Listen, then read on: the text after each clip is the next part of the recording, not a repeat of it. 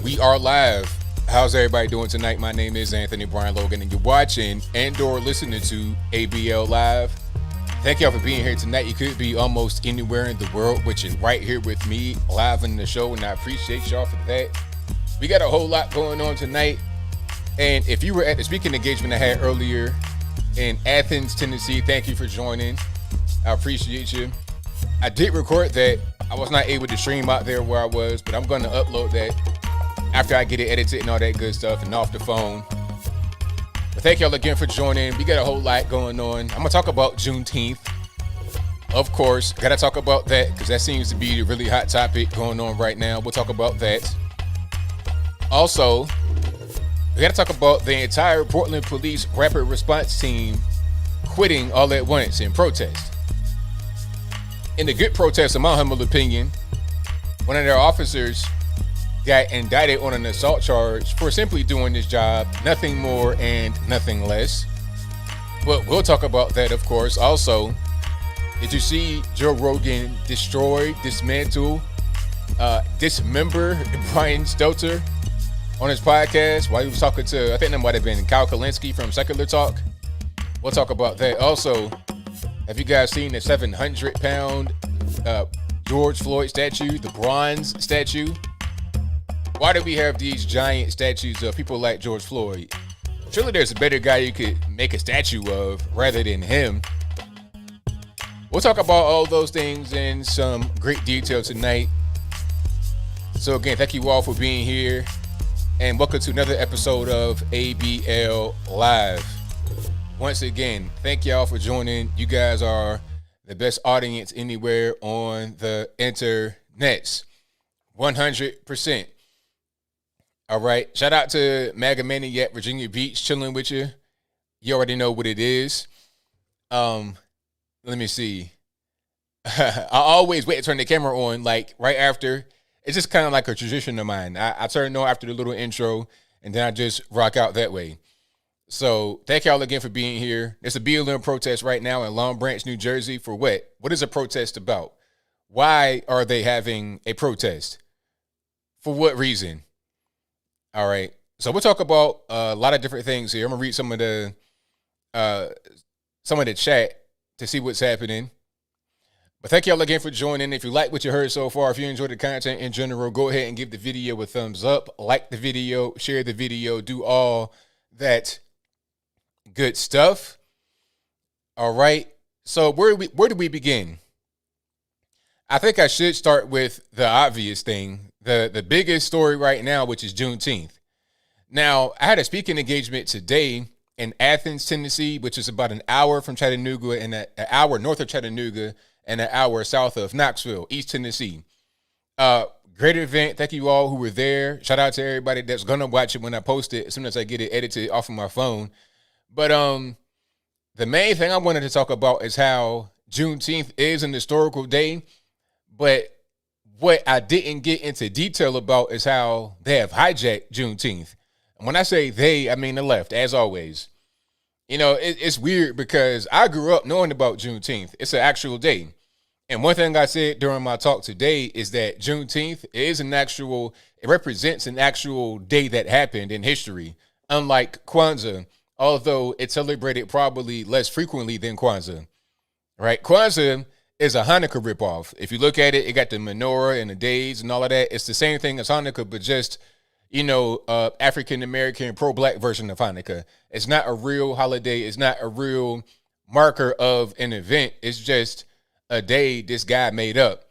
Malena Kurunga, or whatever his name is, he had like a regular birth name. He changed his name. Just weird, a whole weird situation. Juneteenth was never supposed to be some kind of woke stuff. It was never meant, in my opinion, to be commercialized. It was about an actual day that happened. Short version, without getting too deep into it, June 19th, 1865, a full 2.5 years after the Emancipation Proclamation was signed and went into effect. It was signed on September 22nd, 1862, went into effect January 1st, 1863. So 2.5 years later, there's still some slaves that were in the Confederacy, which is what the emancipation applied to, the states in rebellion. There were still some slaves that did not know that they had been freed by the emancipation. So here comes Gordon Granger, Union General with Union soldiers to Galveston, Texas to free the slaves, to inform them and to enforce it. Because you can inform anybody your days, hey, you know what, the slaves are free, let them go. But they may be like, you know what, we're not going to do that. We're going to keep the slaves. But once you have the soldiers right there with the gun on you saying, hey, you're going to free the slaves right now, they had to enforce it that way. So that particular day became known as Juneteenth, celebrated all over Galveston and Texas, and then it spread to other parts of the U.S. afterward, especially like right around civil rights time. But like I said, it was an obscure day, celebrated less frequently than Kwanzaa. But those of us that knew about it, we knew about it, we appreciated it. It's kind of a family event. Now, what's happened is you got Black Lives Matter wrapped up in it. I was watching TV today. I just happened to be scrolling channels. You guys may or may not know me, but what I like to do on television, I watch some sports. I watch HGTV and the news. That's it. But today I was just surfing the channels and I come across something about Tulsa, Oklahoma today. It's like, why? Why? What's it got to do with Juneteenth? Now, Joe Biden thinks that Juneteenth represents the Tulsa, quote unquote, race massacre, which it does not. The Tulsa incident happened on May 1st to June 1st, 1921. Juneteenth was June 19th, 1865. Juneteenth represents the freeing of slaves, and the whole Tulsa thing was about a battle between two sides. It wasn't even a massacre like they say. You know, when you hear the word massacre, what do you think? You're thinking about people that have no chance just being destroyed. Like the Valentine's Day massacre. That's what they think, right? But that's not what happened on Black Wall Street, Tulsa, Oklahoma. That's not what happened at all. There was a mutual battle over an allegation that this man had assaulted this woman. It was a black man. He was accused of assaulting a woman. So the whites, they go to the black neighborhood to confront the man. And then the man has friends and family and whatnot from the community there to back him up. So you have mob versus mob.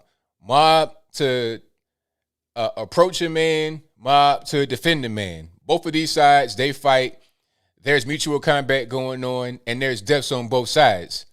That's the reality of what happened. Now, it ended up going in a different direction once some bombs came into effect, whether by air or by the ground, or it might have been arson, and a lot of black folks died.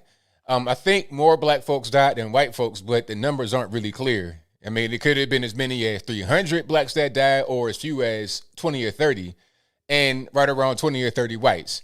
They never overestimate how many whites died. They almost never talk about it at all, but they always overestimate how many blacks died. They don't say between 40 and 300. They just say 300 and don't mention the whites at all. But why are you talking about this right now on Juneteenth? What has that got to do with the Tulsa race riot? Nothing at all. But your man Joe Biden may think that because Joe Biden said that Juneteenth was about a Tulsa race massacre. You see what I'm saying? So you see how the media operates? They know that they're not related, but since Joe Biden said it, and a lot of people just follow whatever Joe Biden says as if it's the gospel, then they're going to say, okay, let's go ahead and put this on here. Even though we know this is not the same thing, we're going to put it up here to back up what he said, just to push forward the victimhood narrative. And I'm seeing all kinds of weird things. I'm going to show you something right quick. Like I said, when I was a kid, Juneteenth was all about family, getting together, low key. You know, like today is my dad's birthday, my uncle, his uncle's birthday, Father's Day, all of that mixed together. You celebrate it as a family, little cookout, nothing major, just having a good time with family. That's all it was about. No woke stuff, no trying to replace the Independence Day, 1776, July 4th. Nothing about that. Just having a good little time with your family. That's all it was about. And now they've transformed it. Hold on. Here's something I want to show you guys. If I could pull it up right quick. This is something that is kind of irritating. I got two things. Okay, so I'm gonna put it on the screen. Give me 1 second right quick. I'll put this on the screen. This is, hold on. Okay, there we go. So, my caption was, see, this is what I'm talking about. I am in favor of Juneteenth, but I'm against these woke weirdos weaponizing it, which is what they're doing. Look at the screen right here. They're trying to say that it's time for a new flag. It says opinion for Juneteenth. It's time for a new flag. Singer Macy Gray says the flag should be redesigned to represent all Americans. So the flag, it has black and brown stars on it. I'm not lying. You can see it. Black and brown stars. And then the stripes, you got like gray stripes rather than, I don't know what's going on with the stripe color. That's kind of strange. But the star field has black and brown stars. It's like, are we serious? Like, stop. Just stop the nonsense. They want to do stuff like that. What does this particular day, how does this day coincide with redesigning the American flag? What are we talking about at all? Just something that makes no sense, but again, they have hijacked it. A day that was really low key and everything was all good. It was just fine. Right? Nobody ever said, hey, let's get this weird woke American flag for Juneteenth. Never, ever. All right. And then here's something else, right? Here's something else. Now, if you can't see this, my caption says, I blame all y'all woke morons for this. Now, I'm going to describe what's happening here in case you can't see it or it's a little bit small for you. What you have is a flyer for, it says at the very top, the National Museum of African American Music, right? Juneteenth, block party, presented by Amazon, Nissan. And there's a picture of a lady right there who looks like she could be the lead singer of an Irish folk band right now today, okay? Her name is Leigh Nash, Leigh-Nash, Leigh Nash. Now, this is a real picture. I did not make this up. It's on her Facebook, Leigh Nash. And the funny part is that she'll be singing the song that she performed with a black woman, but it's only her, the white lady, on the flyer for Juneteenth. So it's like, what is this all about? So you got the National Museum of African American Music with a white lady right there on the cover. That's going to be what happens. Then you're going to have how they commercialize all the holidays. You know what? I didn't really notice how much they commercialized holidays up until this whole Juneteenth thing happened. You know, I do notice it, but I didn't notice it. I think what you're going to end up seeing are Juneteenth mattress sale ads, Juneteenth car sale ads. Get your car today. Come to XYZ Motors and get 20% off for this Ford Fiesta or whatever kind of car they want to put out there for Juneteenth. I liked it when it was low key. Nobody really knew about it. We could just celebrate it as a family. And everything was all right. But now we got this whole weird woke thing going on here. It's just kind of crazy. I support Juneteenth just because it's a real day that happened, and it's good to know American history. Juneteenth, it lets you know what's really going on with America. Understand this. Now, the emancipation, like I said, only applied to the states that were in rebellion. The news are falsely saying that Juneteenth marked the end of slavery, talking about the last slaves got freed. That's not true. The last slaves did not get free until a year later under the Choctaw Nation. And the last slaves didn't get free in the federal government in the U.S. of A. until December of 1865 when they ratified the 13th Amendment, right? Because, again, the emancipation only applied to the states in rebellion. So Union soldiers only enforced the end of slavery in the Confederacy or in the former Confederacy, okay? Especially after General Lee surrendered in April, right? After Abraham Lincoln, I think General Lee surrendered April 9th, 1865. Abraham Lincoln was killed April 15th, 1865. So this is in June when they finally got down to Texas and Galveston to enforce that. But they didn't enforce it in the Union states that had slaves because, again, the emancipation did not apply to them. Most states before the emancipation and before the 13th Amendment, they were able to pass their own thing to end slavery or to prevent slavery. They had their own laws on the books to do that. It didn't take the federal government to do it. But 2 states had to have the federal government force them to end slavery. That's Kentucky and Delaware, both Union states. They don't talk about that part. They totally leave that out. They'll just say, oh, the North was a free place. There was no slavery. The South, it was all slavery, no freedom. That's simply not true. Also, a little bit more history for you. I told the story before, but I'm going to say it again because it kind of fits into what I'm talking about. In 1863, West Virginia became a state. I should know that. That's where I was born. Both sides of my family are from there. We could trace it all the way back to like 200 years in West Virginia. But anyway, okay, we got a troll. What's going on? I'll talk about that a little bit. I'll get to the troll in a minute. I'm not even really, I can't even see the chat right now. So if somebody's trolling, I can't even see him. I'm John Cena. But anyway, West Virginia secedes from Virginia, which was in the Confederacy at the time, and they seceded into the Union from the Confederacy, right? Now, West Virginia was a slave state. When they seceded, they were still a slave state in the Union. Union soldiers from Ohio came to West Virginia and said, you know what? We know you guys have slaves, and it's fine. If any of your slaves escape into Ohio, we'll bring them back because we have an anti-fugitive slave law. Okay, so yes, Ohio was a free state, no slavery. However, you tried to escape to Ohio to gain your freedom. Good luck with that. They did not allow slaves that were on the run. It might be a bounty on your head, and you might have some bounty hunters up there that'll take you back. So the Underground Railroad consisted of regular, everyday normies like you and I in the North and the South to facilitate the freedom of former slaves. That's what it was all about. And that is true history. People don't want to talk about that. I did not know a lot of this until after I graduated from college, really. Until I got to be almost 30 years old, I didn't know that. And a lot of people don't know it. Joe Biden doesn't know it. Geraldo doesn't know it. Most people don't know this stuff. Even if some of your elected officials has been in government for the past 1,000 years, like Joe Biden, who is a vampire, they have no idea. So Juneteenth is good for education. It's not good to be turned into some kind of woke thing, some kind of woke mechanism to attack people with. That's just not what it's for. Yeah. A border state. Now, the whole thing about border states, what does that really mean? Nothing.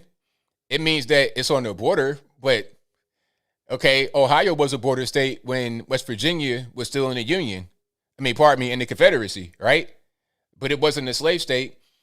All the border state meant is that it's on the border of the Union and the Confederacy, but it's still in the Union. So it doesn't even really matter. If the Union were fighting against slavery and that was all that it was about, then why did they also have slaves? You would think that if West Virginia were allowed, if West Virginia seceded from the Confederacy into the Union, if the Union's main objective was to end slavery and they were anti-slave, they wouldn't have allowed them to do that with slaves. Part of their admission to the Union should have been, okay, free your slaves right now. That didn't happen. They came to West Virginia and said, if your slaves escape and they go into Ohio, we'll bring them back. That's what they said. So it wasn't just about slavery. Was it a key component? Of course. Was it all that it was about? No, not at all. Because like I said, the two last states that freed their slaves were Kentucky and Delaware, both in the Union. And Robert E. Lee, they want to talk about how racist he was, but Robert E. Lee was just a loyalist. Robert E. Lee was from Virginia, and he would have been the Union general, but he did not want to fight against his own state because Virginia was in the Confederacy. That's why he became the Confederate general and not the Union general. Because before all of this happened, he had been a veteran. He was like 50-something years old by the time the Civil War came around. So he was already in the U.S., decorated veteran. People don't think like that. They think that when the Confederacy happened, you got this brand new guy straight off the block that becomes a general, and there was no prior Army or Navy or nothing like that, no military beforehand in the USA. It's just kind of silly. That's all. It's kind of silly. Yeah, they got the country back together. They united the country. That's what it was about. Yeah, there's nothing to blame there. There's nothing to blame there. But I want the actual truth to be known. That's all. Let's talk about the truth. Let's not talk about nothing that's fiction, nothing that's inaccurate. Just give me the truth. That's all I ask for in this world is the truth. Period. All right. But thank y'all again for being here. Definitely appreciate you guys. If you enjoy what you're hearing so far, go ahead and give me a thumbs up. Like the video, share the video, do all that good stuff. Let me go ahead and get this out to a few people. I almost got to do that part. And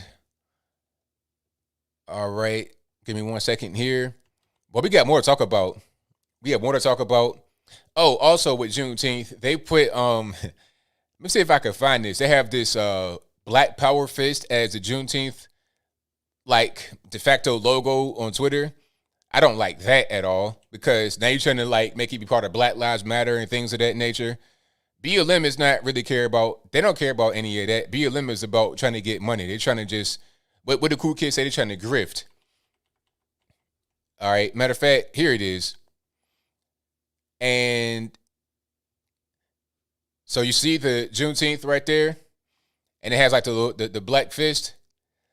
Not a fan. I never saw anything like that when I was a kid going to these festivals. Never saw black fist with the red, black, and green and all this and that. And this is weird because what's this color right there? Red, black, and green. What's this little brown color right there? I mean, now they're trying to add all kind of just random stuff in it. Does this mean like brown people? This little streak of color right there in the fist? I mean, it's kind of redundant, don't you think? Since it's about freeing slaves, why you got to put the brown color in between the RBG? It just seems kind of strange. But hey, it is what it is. All pandering for sure. But you know, it's bigger than pandering. It's them trying to use that. It's trying to weaponize it. I don't like the weaponizing at all. They weaponize everything. They weaponize the 4th of July. They weaponize whatever they can get their hands on. And that's why on the right, we have to have a larger foothold into the media and in the popular culture. And shout out to everybody that's, making the effort to do that. There's quite a few shows out there, quite a few big YouTubers and people on television doing good work. But we need more because it's going to take all hands on deck to defeat what the left have created. They're controlling big tech. They're controlling the government. They control so much. We have to do a lot more to overcome that. We got to do a lot more to overcome that. It's orange for Trump supporters? Is it the rainbow colors? Oh, okay. It's the LGBT elemental P. That was never part of Juneteenth at all. When I be over my uncle's house and we having the Juneteenth little cookout, there was never no LGBT elemental P stuff mentioned at all, ever. And as a matter of fact, in the black community, traditionally, the whole LGBT thing was not accepted. It was beyond taboo. It was just totally rejected. So now they want to try to they want to have the LGBT elemental P intersectionality with Juneteenth and some of these more black-centered things. And the people that vote left just gobble it on up. They think it's all right, but it's not all right. It is not. Is it the EFF type thing in South Africa? Yeah, I see that as well. I do kind of see that. But you know what? I'm going to tell you this. I think people are starting to realize how dumb a lot of this stuff is, and they're starting to reject it. They're saying, you know what? All right, it's enough. Enough of this woke nonsense. Enough of this foolishness. We're going to go a different direction. So that's a good part. That's most certainly a good thing from my humble opinion. All right. There's no doubt about that. Now, let's go ahead and get to some more stuff here. Shout out to the Portland police officers. Shout out to the Portland Police Department. Those that stood in solidarity with their officer for some nonsense that happened. If I can find that clip, I'll put it up right quick because you guys got to see this.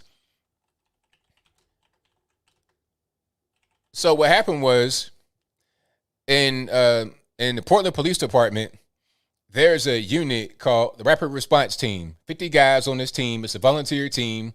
And what they do is what you may think.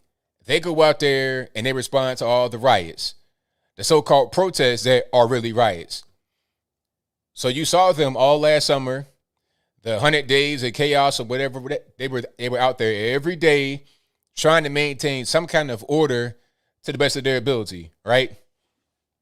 All 50 guys on the whole team resigned at once. Now, they're still employed by Portland police, they're just not on that rapid response team anymore. So when there's a riot or whatever the case may be, I'm not sure what's going to happen now. I mean, maybe there still might be a response, but it won't be the same kind of response it would have gotten prior to all the guys resigning, because it's a whole team, it's a unit, they work well together. Now that's not going to be there. Let me see if I can find the incident. But anyway, they resigned because an officer got charged with assault for doing his job, simply doing his job. They're talking about it was a baton strike. Now, when I read that, the whole baton strike thing, I'm thinking, all right, hey, shout out to my man, Modern Renaissance Man. Hey, you going viral all over the place, man. Shout out to you. But it said it was a baton strike. Now, I'm thinking about a baton strike like he hit him in the head, Rodney King style, 12-6. I'm talking about, hammer fist type thing, something that was egregious, right? That's what I'm thinking in my mind. Matter of fact, here it is. Let's put it on the screen so you guys can see what I'm talking about. That's what I'm thinking about. I'm thinking it's like Rodney King, but that's not what it is. And MRM, I'm going to play your video as well if I can find it. I'll play your video next because you're all over the place right now. But it was not some Rodney King type stuff. It's kind of small right here on my screen. It's not my fault, blame the white man for that. But let's, I'm going to see if I can just show it to you here. Hold on.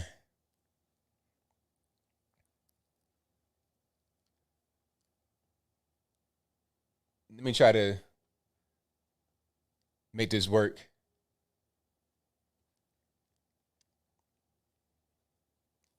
One second, if I can. There we go. That's a little bit better. Okay. And let's go over here.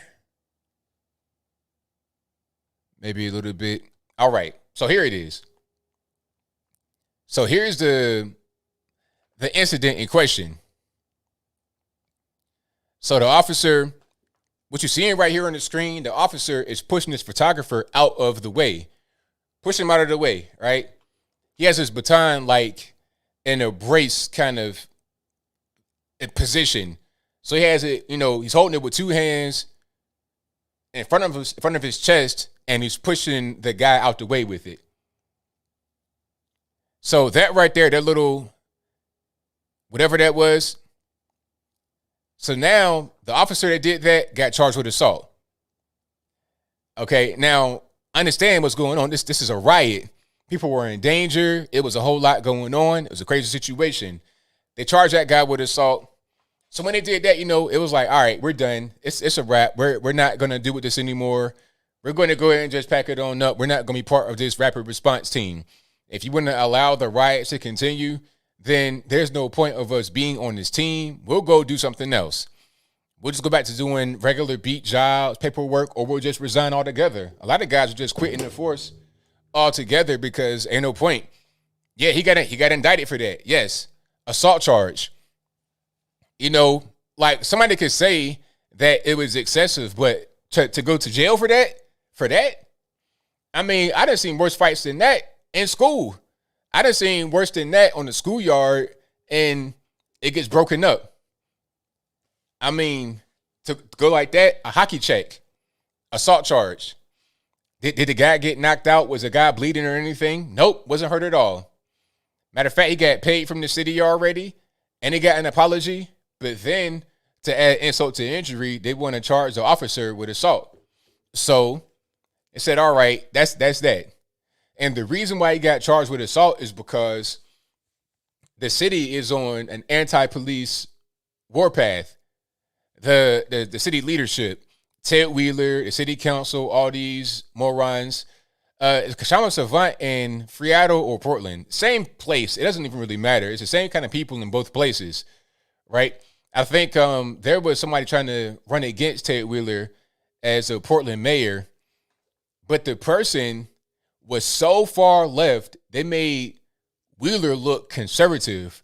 They made him look like Ted Cruz or somebody like that. That's how far left. This lady had on a dress or a skirt with all the communist leaders on it. I'm talking about Mao Zedong, Pol Pot, Idi Amin, praising them. And when they asked her, "Are you Antifa?" she says, "Yes, I am Antifa." She said that during the debate. So you have an admitted Antifa member with all the communist leaders that killed millions on their dress, openly talking about what she does on a debate trying to be the mayor versus Ted Wheeler. And Ted Wheeler is trash. The city council is trash. So when you're in that kind of environment, of course, as a police officer, you have no chance. You have no chance. You're pretty much toast. So I don't blame them. And I hope the next step is they all resign from the department altogether. Go somewhere else. No, you fucking have a duty to your community. You want to do what's right, but you can't do what's right when those that are in leadership don't allow you to do what's right. When they want to start to interject and interfere with what you got to do, what more can you really bring to the table? You can't really do that much. You're just pretty much constrained within their confines. Not a very good thing. All right. So that's just, it is what it is. All right. But thank y'all again for being here. I appreciate you guys. If you enjoyed what you're hearing so far, go ahead and give the video a thumbs up. All right. Modern Renaissance, man, I'm going to play your video right now. You guys may have seen this video all over the place. And my man that is the person in the video is right here in the chat. Let me see if I can pull it up right quick for you guys. Oh, here we go. Here we go. This is a truncated version. Go to Modern Renaissance Man's YouTube channel. It should be right there. All right, so let's check it out. Now, we're talking about critical race theory, things of that nature. Shout out to all the parents that are speaking out against it. Whether you're a parent, no kids, or kids yourself, shout out to everybody speaking out against critical race theory, because a lot of these kids are being poisoned with it. Straight poisoned. And critical race theory is just one piece of what they are being poisoned with. All right. We got to just clear out the whole poisonous well of K through 12 education, public education especially, but sometimes even private. Sometimes even private schools do this to you. I saw a story of a man talking about his daughter going to a private school getting taught critical race theory. He's paying $55,000 a year. 55,000, $55,000 a year. That's like getting about 2 or 3 Toyota Corollas, brand new and cash, off the lot, every year to get taught critical race theory. So imagine if you're a dad, right? Working hard as you can, fingers to the bone, early aging yourself to send your daughter to the best of the best schools in the nation, only for her to come home and hate herself and you. How are you going to feel about that? And beyond how you feel, beyond how sad and disappointed you must be, what is she going to do when she gets out there in the world if she carries that poisonous and toxic ideology with her? It's going to be a total wreck. She's going to be the type person to be out there on the street at 3 o'clock in the morning talking about Black Lives Matter, you know what I mean? Playing leapfrog, playing Frogger on a highway, trying not to get hit by cars. You know what I'm saying? But I digress. Let's get to the video. Let me put it on the screen right quick. Let's get some sound. When you talk about critical race theory, which is pretty much going to be teaching kids how to hate each other, how to dislike each other, that's pretty much, I don't care what you say, it's pretty much what it's going to all come down to. You're going to deliberately teach kids, this white kid right here got it better than you because he white? You're going to purposely tell a white kid, oh, the black people are all down and suppressed. How do I have 2 medical degrees if I'm sitting here oppressed? How did I get, first of all, time up, because I only got 5 minutes now, 5 minutes. 2 medical degrees. No mom, no dad in the house. Worked my way through college. Sat there and hustled my butt off to get through college. You gonna tell me somebody that looked like all y'all white folks kept me from doing that? Are you serious? Not one white person ever came to me and said, well, son, you're never going to be able to get nowhere because you know the black people. But guess what? What's sickening about this whole thing is what y'all doing right now is already something I do in my community right now to speak out against stuff, because black folks are getting told by other black folks, oh, you know you ain't going to be able to do nothing out there in the world because them white folks ain't going to let you get no, oh, you know you're not going to be able to do it here because you know, the white man going to keep you down. Well, how did I get where I am right now if some white man kept me down? How am I now directing over folks that look just like you guys in this room right now? How? What kept me down? What oppressed me? I worked for myself from off the streets to where I am right now. You gonna sit there and tell me this lie of critical race theory? This the reason why black folks can't get ahead because of white folks? Are you kidding me? This is what we come to now. I can't believe we even talking about this right now. The last thing I'm gonna say right here is something that's crazy. Martin Luther King said he wanted his kids to grow up in a world where they are judged by the contents of their what? Their character, not their skin. If they letting this stuff go on right now, it is absolutely doing the complete reverse of what he's doing. So when February comes, don't talk about Martin Luther King. When February comes, don't talk about Black History Month. If y'all gonna sit there and just pretty much pee on his grave with this nonsense, that's exactly what's about to happen. Lastly, we are talking about our kids. We are talking about our children. What's so sickening about me, I love the Discovery Channel. You will see that on the Discovery Channel, animals will put their lives on the line to protect their children from danger. Nobody want to get to the heart of the matter, get to the meat of the matter, get to the moral of the story. When it all comes down to it, the person that's going to be suffering from this, the ones going to be hurt from this, is the kids. 10 years from now, if this stuff goes on, whose fault is it going to be? Whose fault is it going to be? Who we going to look back on and blame for this? Because this is stuff we talking about right now. This stuff is going on right now. I do this stuff on a daily basis. I'm in the hood. I'm in the communities. I'm out there with folks in their face. I've been doing this stuff since I was 18 years old, talking to black folks. And you know what? None of them are buying this nonsense.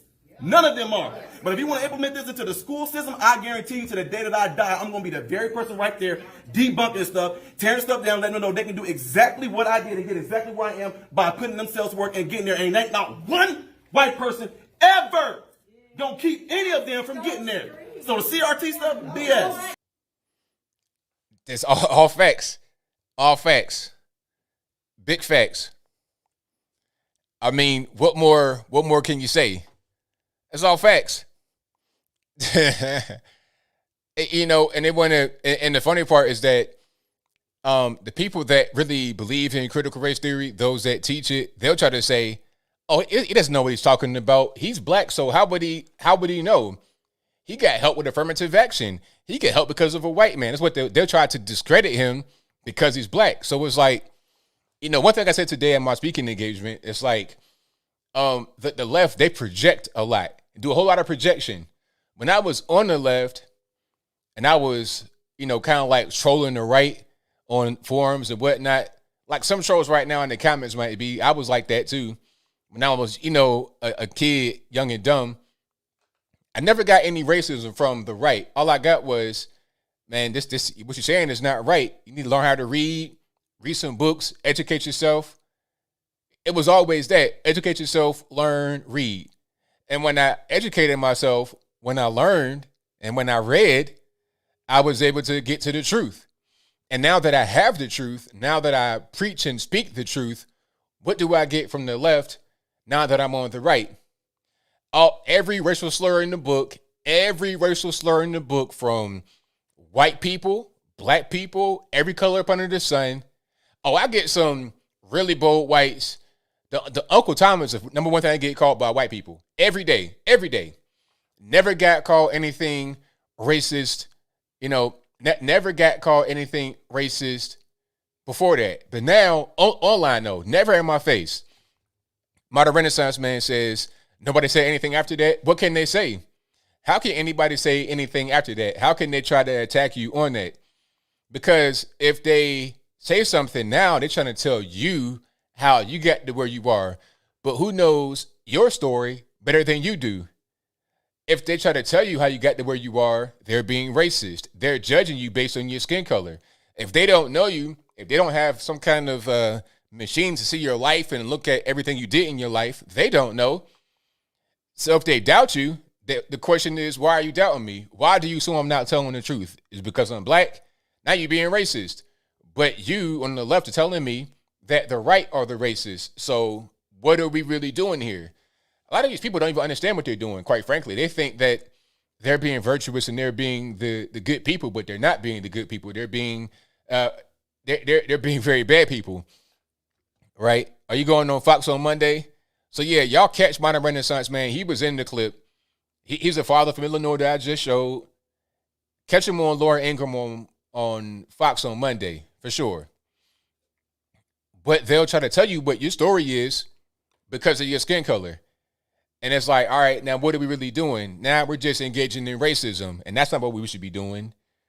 You know, content of the character, not color of the skin. We don't really do that on the left. Not we, as in I'm part of the left, but they don't do that on the left. That's just not how they operate. And I see it more and more every day. Like I said, I get called every racial slur up under the sun by the left every day. Comments, like I got certain things turned off on the comments so it don't even come up because I know I'm going to get called that by the left. Emails, nasty emails. How dare you? I'm a white woman. You don't know any. If you could just see my inbox. But I'm not even really tripping because you know what? I tell you what. None of the bad words, none of the trolling stops me. Nobody, no racism can stop me. I'm here. And I'm just getting stronger. You can't stop me. So it doesn't even really matter. I'm a skilled person. I have a brain. I can use it. Your mean tweets, your trolling can't stop it. All right. Yeah, it's always the hatred I get is always online, never in my face. The only thing I got in my face one time was I get weird looks sometimes. If I got on my USA hat and it looked like I'm kind of like a patriotic person, if I got a MAGA hat on, especially if I got a MAGA hat on in the airport, I get some weird looks. But anybody gonna say nothing to me, what you gonna say? Now you got a whole confrontation on your hands, and you don't want that. But anyway, yeah, exactly. You are ball, sticks and stones. It's nothing. It's nothing. To me, it just proves my point. Really, it helps me to get my point of view out there. I could do a whole show where I go through all the DMs and whatnot I get just to prove a point. That's it. Oh, yeah, the black trolls on the IG video call. Oh, the Instagram trolls are crazy. Crazy, Anthony. Oh, my gosh. Like, wow. One dude showed his hind parts on there. It's like, sir, I'm not trying to see your hind parts. Put that away. The Instagram trolls are a whole different breed. Hopefully, Mark Zuckerberg stops trying to focus on banning people from Facebook or putting fact checks on memes and starts to get some of this Instagram live trolling under control. Can we get a green room? Can we get, can we get something to fix that? Because it's seriously an issue. For real. All right. Exactly, Brian. Most people are soft, very soft. And I'm not saying I'm Mr. Tough Guy over here either. I don't start nothing with nobody. But I tell you what, now, if it's got to be something, then it's going to be something. I'm not afraid of that, though. I'm definitely not going to be afraid. If it's something, then it's something. But I'm always about peace. I'm always about love and happiness. It's all I'm about. And spreading joy and laughter and smiling. I'm just a fun guy like Kawhi Leonard would say. I'm not trying to start nothing. But if you start something with me, we can go ahead and we can dance if you want to dance, but I prefer not to. And, most tough guys that want to go out there and start fights, they end up getting beat up by a guy that's not really trying to start nothing. It's like when you see in school the bully that want to try to be all big, bad, and bold, picking on the quiet kid, and then the quiet kid pulls something from the cut, hitting him with a reverse heel kick, and the bully get his whole medulla oblongata pushed back. That's usually how it happens. But like I say, I'm not interested in that. I'm all about peace. So anyway, thank y'all again for being here. And shout out to Joe Rogan for taking Brian Stelter to task. Now, speaking about not fighting, Joe Rogan is a world-class fighter, right? A kickboxer, knows a lot about fighting, can fight as well. He destroyed Brian Stelter with no hands and feet. No kicks, no punches were thrown, just by talking about the reality. My thing is this: if there's an issue with somebody, talk about the issue.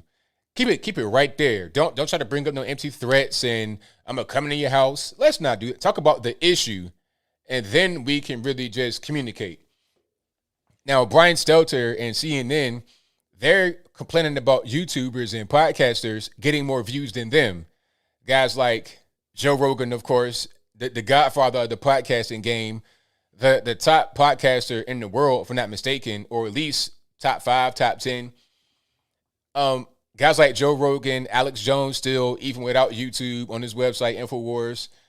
Guys like Mark Dice, a lot of guys that get more views, have more viewership and more active viewership than CNN. One thing about CNN, you might play that in a nursing home, in a common area. You might play that in an auto body shop.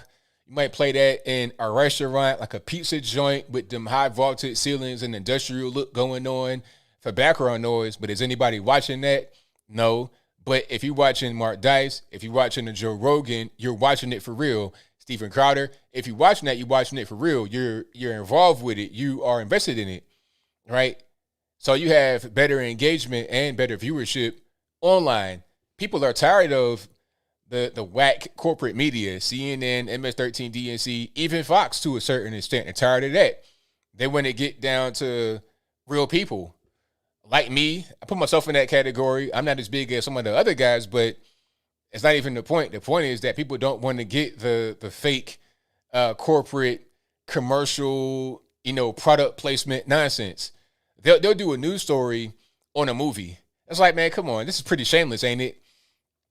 But anyway, they're tired of that kind of stuff, and Brian Stelter can't see it. He doesn't understand why the YouTubers and whatnot are getting more views than him. And Joe Rogan said it. He was like, look, man, your network is trash. You're trash. You're not a journalist. You're just on there kind of like for entertainment. And it's not real. You're not real. People can sense that you're not real. People gravitate toward what's real, what they believe is real. They're repelled by what they think is not real. They only have any kind of ratings because they are forced on people, and it's kind of like tradition to watch CNN for some people. They just watch it just because. And I think they had like a 60 to 70% ratings drop because there's no more Trump to talk about every day. But they still bring Trump up all the time. Like I said in my last video, I might have said it in the Brian Stelter video, I'm not really sure. But they have 3, they're on their 3rd January 6th documentary. How many do you need? I think after the first one, we get the idea. We get the point after documentary number 1. Okay, we understand. Bad guys, MAGA hats, whatever. Okay, great CNN, fantastic. Great journalism work, journaltainment work, fantastic. Okay. Then you put out a second one, and then the third one, because that's all they have. If they don't talk about January 6th, if they don't keep talking about how Trump is a bad person, and people that are on the right are bad people that support Trump and the red hat, if they don't keep that narrative going, then their ratings go down out of the floor. So Rogan was hitting Stelter on that. And also, I think about Brian Stelter. He's only 35 years old. Did you know that? Brian Stelter from CNN is only 35 years old. I'm 36. Okay, I'll be 37 in September. 35 years old. It's like, sir, I mean, this look, this appeal that you have, it might have been hot back in like 1990. This is 2021. That is no more.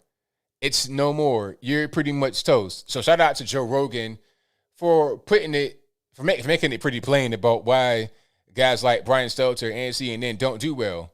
People don't believe them. They're not charismatic. They got a face for radio. It sucks. And one thing Joe Rogan said was, if Stelter were able to get on the podcast and he could just be himself and show personality, maybe that'll work for him. But I doubt it. Because a lot of these guys, and nothing against them, nothing against somebody that's on TV, because I don't want to talk about people that I like that are on TV. You have some good guys like Tucker Carlson, Harris Faulkner, good guys and girls that are on TV. But a lot of these TV guys, I'm talking about, pardon me, Brian Stelter, 35 years old. Joe Rogan is like probably in his 50s. Brian Stelter is 35 years old. But anyway, Brian Stelter does not, like a lot of these guys that go and do TV cannot do that what they do on TV independently. They need the network to give them what they get. They need the network to be there to put them in a chair, give them the topics, put the makeup on them, and just be part of his system. But everybody can't be an independent person doing things by themselves. A podcast by them. I do a podcast like this whole hour right now. I could just talk about whatever by myself. Not everybody can do that. They may require a co-host or a producer or an editor. I'm one-man band right here. No editors or nothing. It's just me. It's just me. Everybody can't do that. And that's why they go to TV, and that's why they go to some of these places, because they need that team around them. So I don't think Stelter will be able to do that. That's why he's on television, because that's where he's most comfortable. That's where he has the most success. Because do you want to hear the Brian Stelter podcast? I don't think so. I don't think anyone on the left wants to hear that. How is this actual show doing? Okay, the truth or whatever with Brian Stelter, how is that doing? Is that a hot show in these streets? But I digress. Matter of fact, how old is Joe Rogan? 53 years old. Yeah, 53, but 54 in August. Yep. Brian Stelter, 35 years old for Brian Stelter. All right. So let's get to some more here. And thank y'all again for joining. I appreciate you guys. If you like what you're hearing so far, go ahead and give me a thumbs up on the video, share the video, do all that good stuff. What else we got going on? The George Floyd statue. Did you guys see the George Floyd statue? Man, oh man. Okay, so the George Floyd statue, 700-pound bronze statue in Newark, New Jersey. Now, my question is why? What did George Floyd do in his life that warrants him getting a 700-pound statue or a statue at all? And it's not just in Newark where I've seen the statue. There's also a bust somewhere. I'm not really sure where it is. But what did George Floyd do? You see, if you have statues of guys, former generals, leaders of nations, civil rights figures, people that were, great thinkers, people that help society advance. If you have a statue of those men, it makes sense. But George Floyd, and then they put a wife beater on him on top of that, which was the silliest thing. Hold on. Matter of fact, here's a statue of George Floyd. They put him in a wife beater, like an A shirt. It's like, surely you could put him in the suit. Just make it up. I mean, there may not be a suit picture of him, but come on. A wife beater is what you're going to do? I'm not a fan of George Floyd, obviously, but come on. Why you got to do the man like that? Okay, and it's giant. You can see the scale difference. So the lady right there sitting next to him, it's huge. 700-pound bronze statue. Now, the good news is that this statue was not purchased with taxpayer money, allegedly. What I hear is that there was an artist that did this and donated it to Newark for a year. Not forever, just for 1 year. It'd be right there outside of City Hall in Newark, New Jersey. Now, my question was, why would this be out there in Newark, New Jersey? Is he from Newark? No, he's not. He's from Houston, Texas. He might have been born in North Carolina, and he lived in Minneapolis. So that's why they had the 3 funerals, one in Minneapolis, one in Carolina, and one in Houston, Texas. So why is this statue in Newark, New Jersey? What are you even trying to do? What are you trying to prove in Newark? Is it going to reduce the crime out there? I don't think so. I mean, I don't think if you got some gangs fighting over $20 or their girlfriend that they see the statue of George Floyd and they're going to stop the beef. I don't think so. I don't think if you got some guys that will kill you over an Instagram post that a statue, of George Floyd is going to make that change. So what is the purpose in having this George Floyd statue? It's just to virtue signal, to be woke and say you're doing something for the community. Oh, what are you doing for the community? Well, I put out a George Floyd statue. So, just like I was talking about Mark Zuckerberg. Mark Zuckerberg gave Newark Public Schools $100 million, $100 million US to schools in Newark, New Jersey, public school system. And they did a follow-up after the money was given to see where it went, was it effective? And an insider said that everybody got paid, the consultants, the contractors, but Raheem still can't read.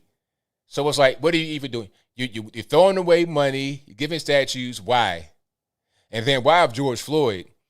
If you're going to have a statue, at least let it be of a guy that was a good person. What did George Floyd do aside from die?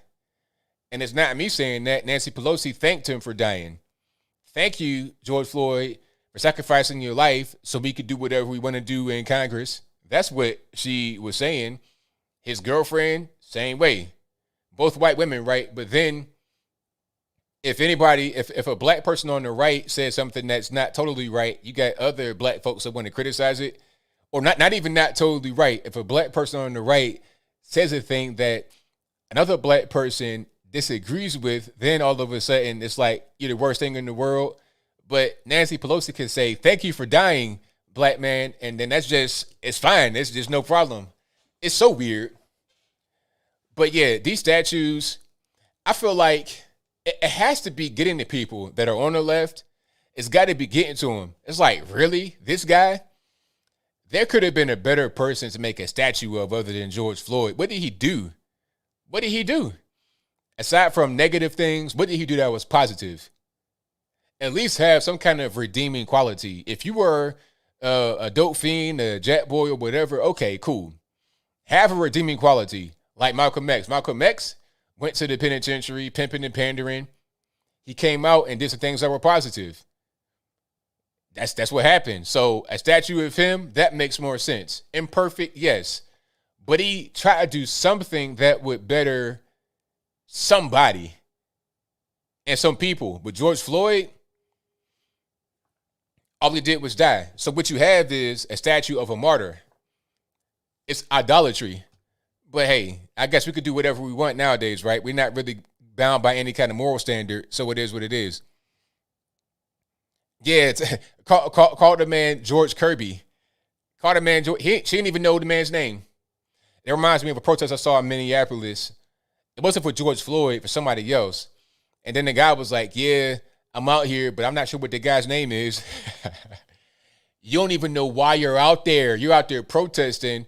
Black Lives Matter. Hands up, don't shoot. Hey, who are you protesting? I forgot his name. So silly. All right. Yeah, I know June 19th did not end slavery. I know that. It's symbolic, but it wasn't the end of slavery. They say on the media that it was the end of slavery. It wasn't. It's just symbolic of it. But the media don't know anything.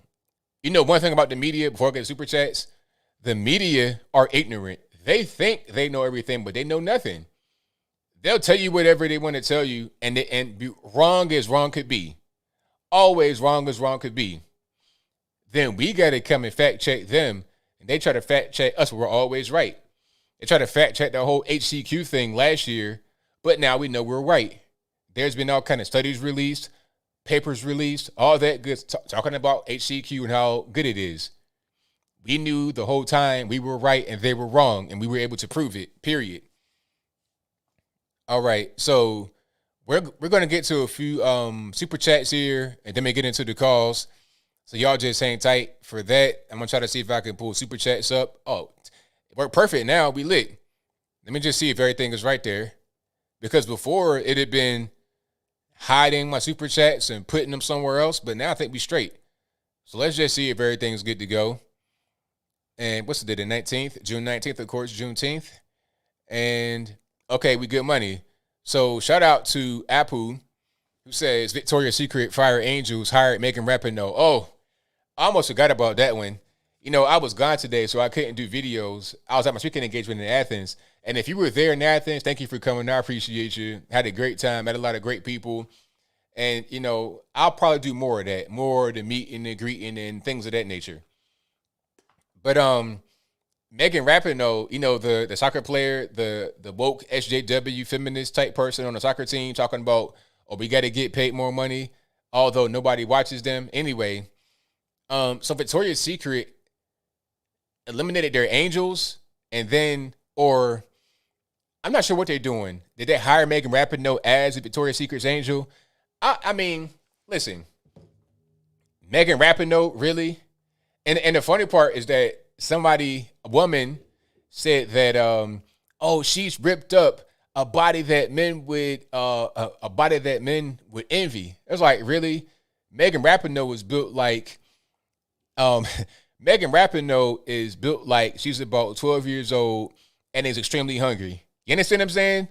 So a Victoria's Secret. And then my thing is, why would she be in Victoria's Secret as an angel? It seems kind of counter her message. I feel like she's like a feminist and woke and all that kind of stuff. So why be in that? Isn't that kind of against what you want to do? It's really weird. Really weird. You're seeing all kind of weird things happening in marketing. Before I became on YouTube, that's what I did. You know, I was involved with marketing a lot. You know, a lot of companies would come to me and ask me about certain things. You know, I could do graphic design, all that kind of stuff, but marketing, I'm always like consulting with people how to market their products or whatever. And the marketing now is just really weird. They're not marketing to show you a pleasant physique and Megan Rapinoe. They're not doing that. What they're doing right now is marketing to your wokeness.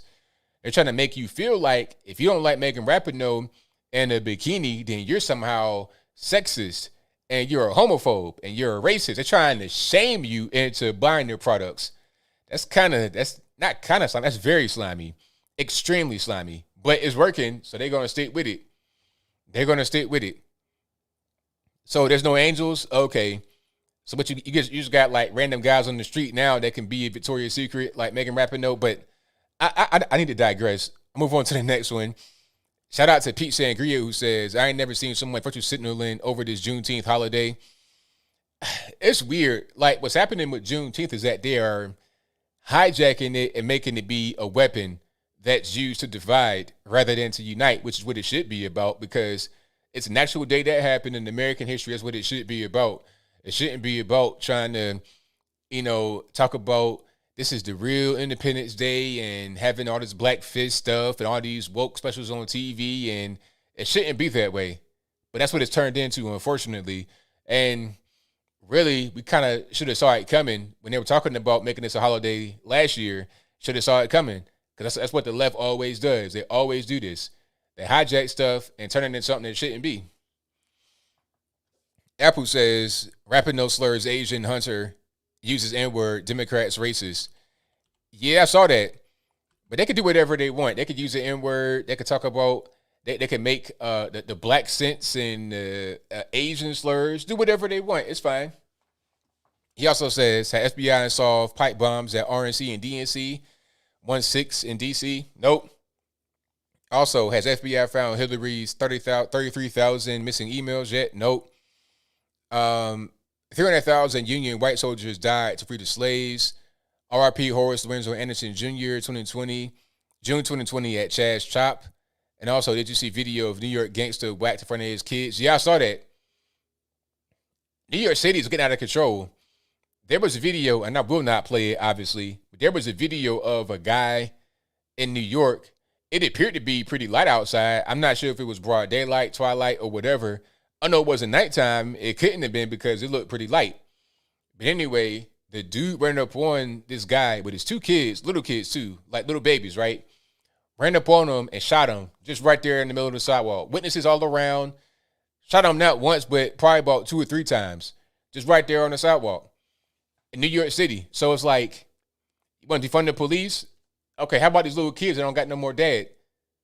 How about, are we thinking when we say stuff like this or no? I think these people that say they want to defund the police are just intellectually deficient, and they're being led by those that are more intelligent than they are.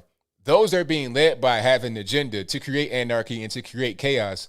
Those that follow them are just too ignorant and idiotic to understand what they're being led into. That's just my opinion. That's what I see. Because how could you be in favor of defunding the police with a sound mind? How can that be? Regardless of left or right, how can you be in favor of that if you got a sound mind? Or maybe you think that maybe you've not really been around a high crime area like I have. I've lived in the high crime area. I done ducked from bullets and all that kind of stuff on more than one occasion. I know people that's got shot, people that's dead, people that's in jail. I've been around it. So I know if you defund the police, what's going to happen. If you take away the police, you're going to have guys that say, you know what, okay, there's no police or there's fewer police. I can do whatever I want. Now, this is not going to be everybody, but it'll be enough people. You do have criminals. Criminals exist. Bad people exist. They're not the majority, but it doesn't matter. How many do you need to make things go wrong? You can have about 5 guys terrorizing an entire neighborhood of thousands of people. You got to have the police. You got to have a deterrent away from committing crime. If there's no deterrent, no friction from someone doing whatever they want to do, then it just happen. It'll happen more frequently. That's why we're seeing homicide spikes all over the nation.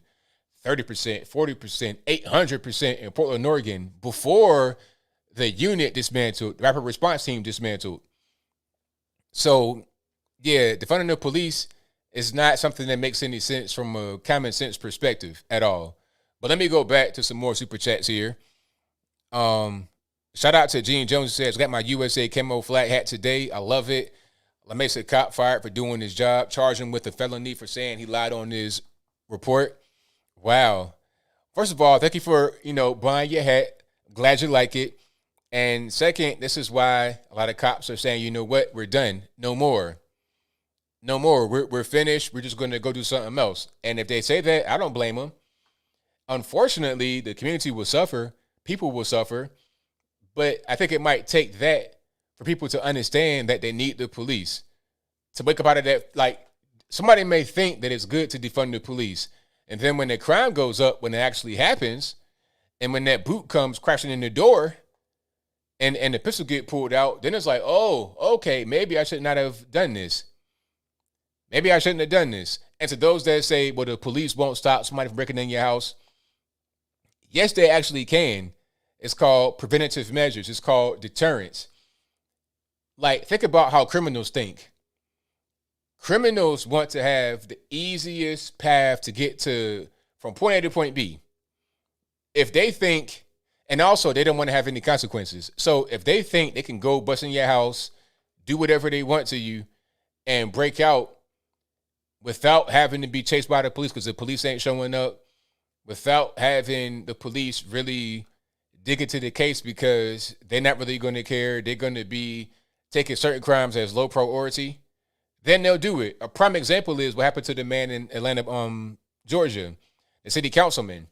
So this guy gets carjacked. Is what happened. He didn't get his car stolen. He got carjacked because what happened was this. The city councilman pulls up to this neighborhood in the ghetto, right by the SWATs in Atlanta. That's SWATs, pardon me, the Bluff. He pulls up right there, and he parks his car on the edge of a parking lot, and the parking lot is like right there on the corner. So the way his car was parked, you could just pull straight off from right where he was into the street and then go wherever you got to go. And he had a keyless entry, right? So some little kids rolled up on him, probably about between the ages of 7 and 11, and then they were able to get his car started with the automatic start in his car, probably because they either spoofed his key with some kind of device or he was right there standing close to it, and they were able to have a strong enough connection to go ahead and start it, and then they peeled off. Now, he's standing right there talking to the man outside of his car. He tries to get them to stop taking the car, and he ends up getting dragged half a block on the ground, dragging. That's called carjacking. Now, when he calls the police, he gets put on hold for 5 minutes right away. Time's a wasting. Then they take 45 minutes to show up. Now, at a certain point, if that happens to you, the car's gone. The car been chopped up somewhere East Atlanta. It's gone. They took so long to get there. And the kids know that. They know that the police ain't going to come. So that's an incentive for them to go out there and do that. If they know it won't be a rapid response, you're going to get put on hold. They'll get there whenever they get there. And they know you for being the guy that says defund the police. If they know that about you, now you're going to be a target. Your car done already been chopped up. Or it might be in one piece somewhere in Florida by the time the police get there, right? That's how it happens. If it's going to be a rapid response, then they'll get there in time to prevent that from happening. So the guys, the kids may not steal your car because they know that they can't get from point A to point B easily. It's very simple. So you got to be in the mind of a criminal to think that way. Some people never really thought that way, so they don't understand. But I'll move on. I digress. Thank you to Ryan, who says, did you see Modern Renaissance Man destroy critical race theory in his viral video. Loved it. Absolutely. I showed that earlier. So shout out to Modern Renaissance, man, for sure. All right. Let me see. Shout out to Joey Muggs, who says, all hail Joe Biden. How about not? Thank you to Apple, who says, oh, I already read that one. Shout out to Joey Muggs, who says something else. Linda says, Juneteenth has always been celebrated in Texas. Block parties, big picnics, and rodeos. A day of joy, not a day of anger or division. A good day for us all. 1,000%. Always. Always. That's what it was always about from the start. And that's what it's supposed to be, but unfortunately, it got turned into something else now. But I'm not going to let them take that from me. I'm going to always celebrate it how I want to celebrate it. Let me see. Shout out to back to where I was. Oh, Apple says, you see Lori Lightfoot's emails, comments. I've not seen that. I've not heard about it. So I got to check it out. Thank you to Noah Garcia, who says, I apologize for not putting money in your books while you were in a YouTube penitentiary. Glad you're back home. Hey, thank you, man. Hey, it was a hard bid, a hard 7-day bid, but I'm back on the YouTubes. So thank you for your donation. Thank you to Abundance America, Health, Wealth, Wisdom, who says, us conservatives need reparations for Abe Lincoln's assassination. Just kidding. Also, from Apple, ABL, what's word on the street? Folks sick of Biden yet? A lot of people not really. People, they kind of try to ignore them. They kind of try to, not talk about them too much. But some people are tired of them. I think there's a lot of regret for those that voted for Joe Biden. But I'm not sure if they're going to be vocal about it the way they should. Also, you're right, ABL. Left controls media, big tech, government, education. Pray for Holy Spirit to pour on USA. We need revival. We need people's souls to open the truth. Thank you to Jericho Green, who says, welcome home, ABL. Thank you for that, man. Appreciate it. YouTube jail can't stop us. They sure got that Juneteenth bill passed quickly, didn't they? They sure did. Hey, whatever they want to pass, they get passed. If they want to pass it, ain't going to be a whole lot of talking and discussion, all that kind of stuff. They go ahead and pass it. They pass that immediately. And now they're immediately weaponizing it as well. Shout out to Blue Ringed Octopus, who says, if George can get a bust, why not John Holmes? Let me see. F.A. Ranger Xbox says, Juneteenth, the Facebook photo of you and your father and your uncle. Did you like my ABL meme? I've not seen your meme. I check it out. Let me see. So besides one time in Illinois using, this is from Stealth Creations. So besides one time in Illinois using COVID lockdown to cancel the 4th of July, but uphold Juneteenth, is the deal just with leftists replacing July 4th with it? That's what they want to do. I've already seen people talking about they're seeing T-shirts that crossed out July 4th and then they hate Juneteenth. I never seen that before. That's something new. That's something new. Thank you to Alien Testosterone, who says, salute as always. Thank you for that. Thank you to Elizabeth C., who says, we need more parents like this, talking about modern renaissance, man, for sure.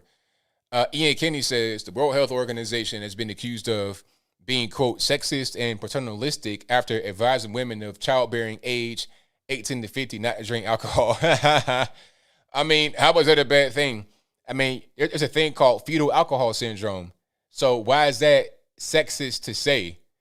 If I said, don't shoot heroin while you're having the baby, am I being sexist, or am I just trying to protect the baby and protect the woman as well? But whatever. Juice Luciner says, everyone called the police and FBI about the Yale psychiatrist. They have to investigate if we make them. She lives the red flag law too. Or she fits the red flag law too. Get them with their own cancellation. Let her house get raided. Wow. Hey, I didn't say it. Juice Luciner said it. It's not me. I don't condone nothing like that.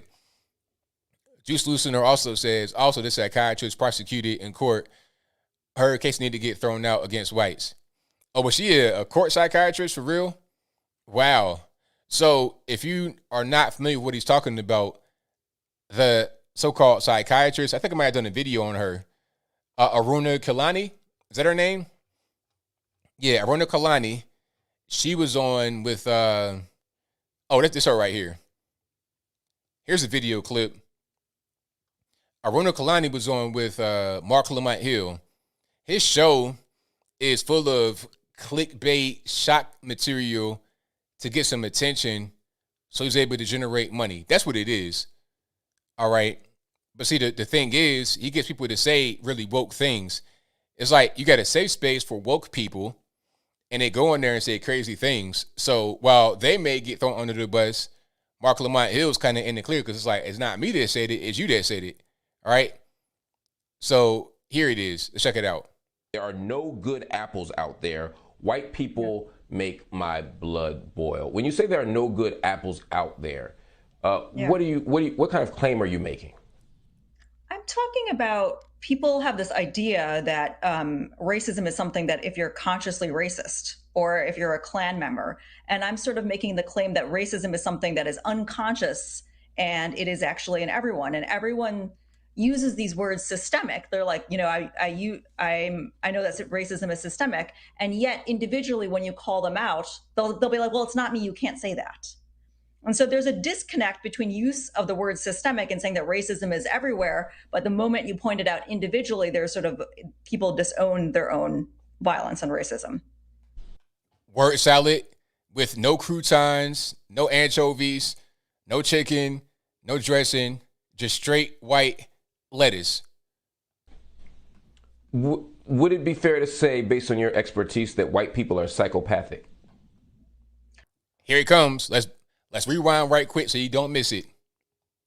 That white people violence and racism.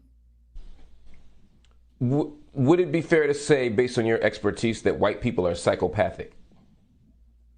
I think so. Yeah. I mean, I think that there's many lies that, and didn't get to that part because what I've delivered was only part of a first series of talks.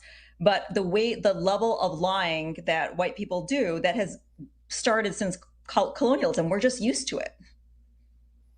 There it is.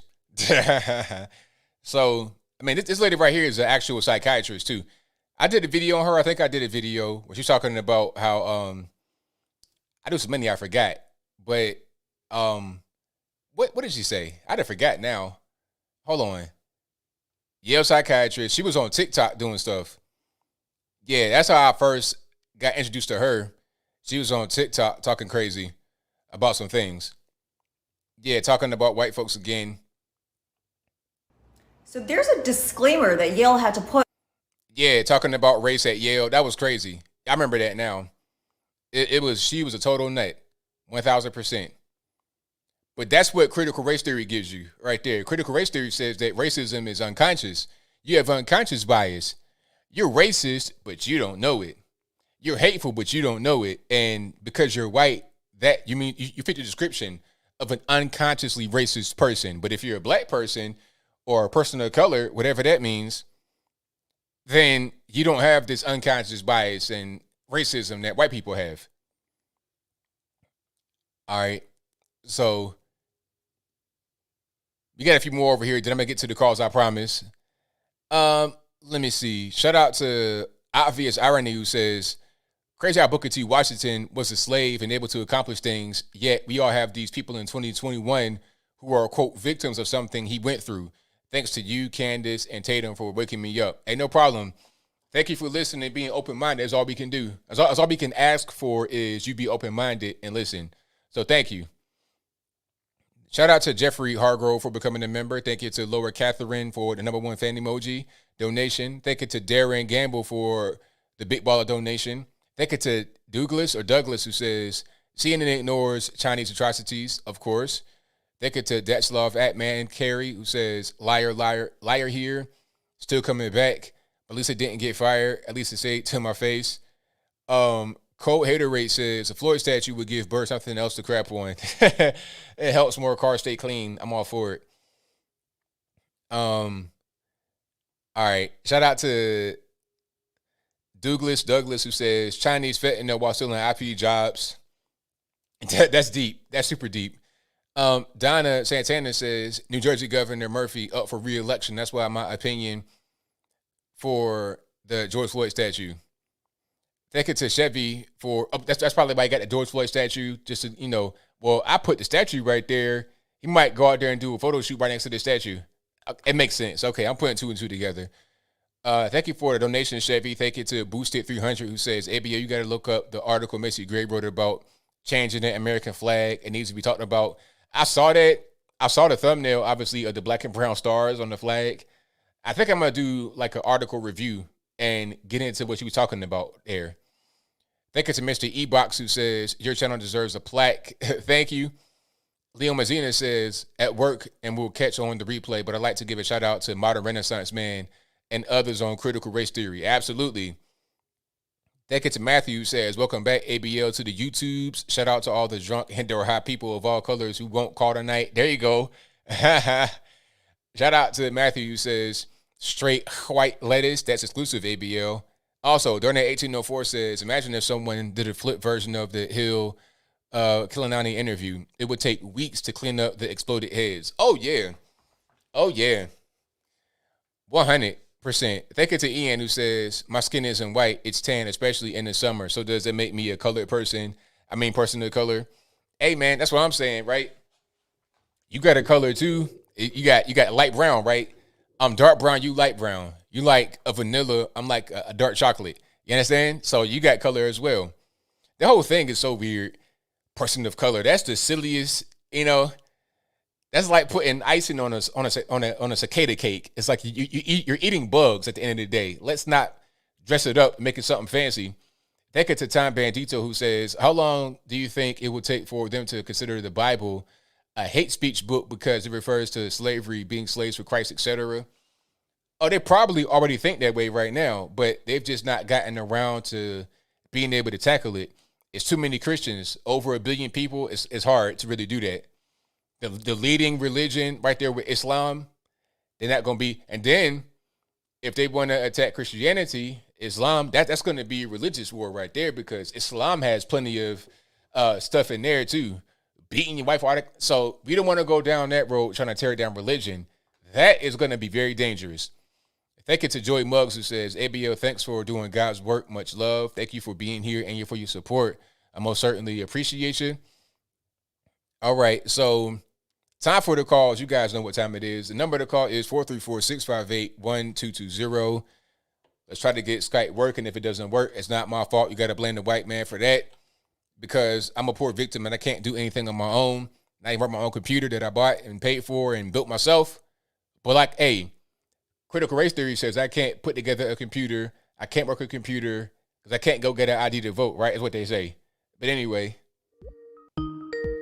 Oh, you're one of the only ones that can do it. So is it that hard to get out? I'm getting triggered, so I'll move on. 262, you're on the line. Who am I speaking to? 262, hello. ABL, how you doing tonight? I'm all right. How about yourself? Not too bad. I'm watching the show, and it's a good one. I'm very happy to. I'm glad you answered my call. I appreciate that, brother. No problem. Yeah. What do you think Biden's next big blunder is going to be? I'm just wondering because you paid more attention to politics than I do. He makes blunders pretty much every day, so I'm not really sure what the next big one is going to be. I mean, it could really be anything. Whatever he decides to do next, it could be that. So I'm not really sure. Yeah, that's a good point. It could be tapioca pudding, butterscotch. Who knows? That's right. I ain't got no clue. But thanks for taking my call, ABL. I just want to say what's up. I love your show. Have a good night. Thank you for the call. Appreciate you. Bye. Yeah, Biden always makes blunders. The worst thing I saw was him getting pointed at like this by Emmanuel Macron. This, this right here on your face, all that was crazy. This was crazy, like this accusatory pointing, this kind of like finger wagging pointing, and then this move right here from Boris Johnson. I mean, embarrassing.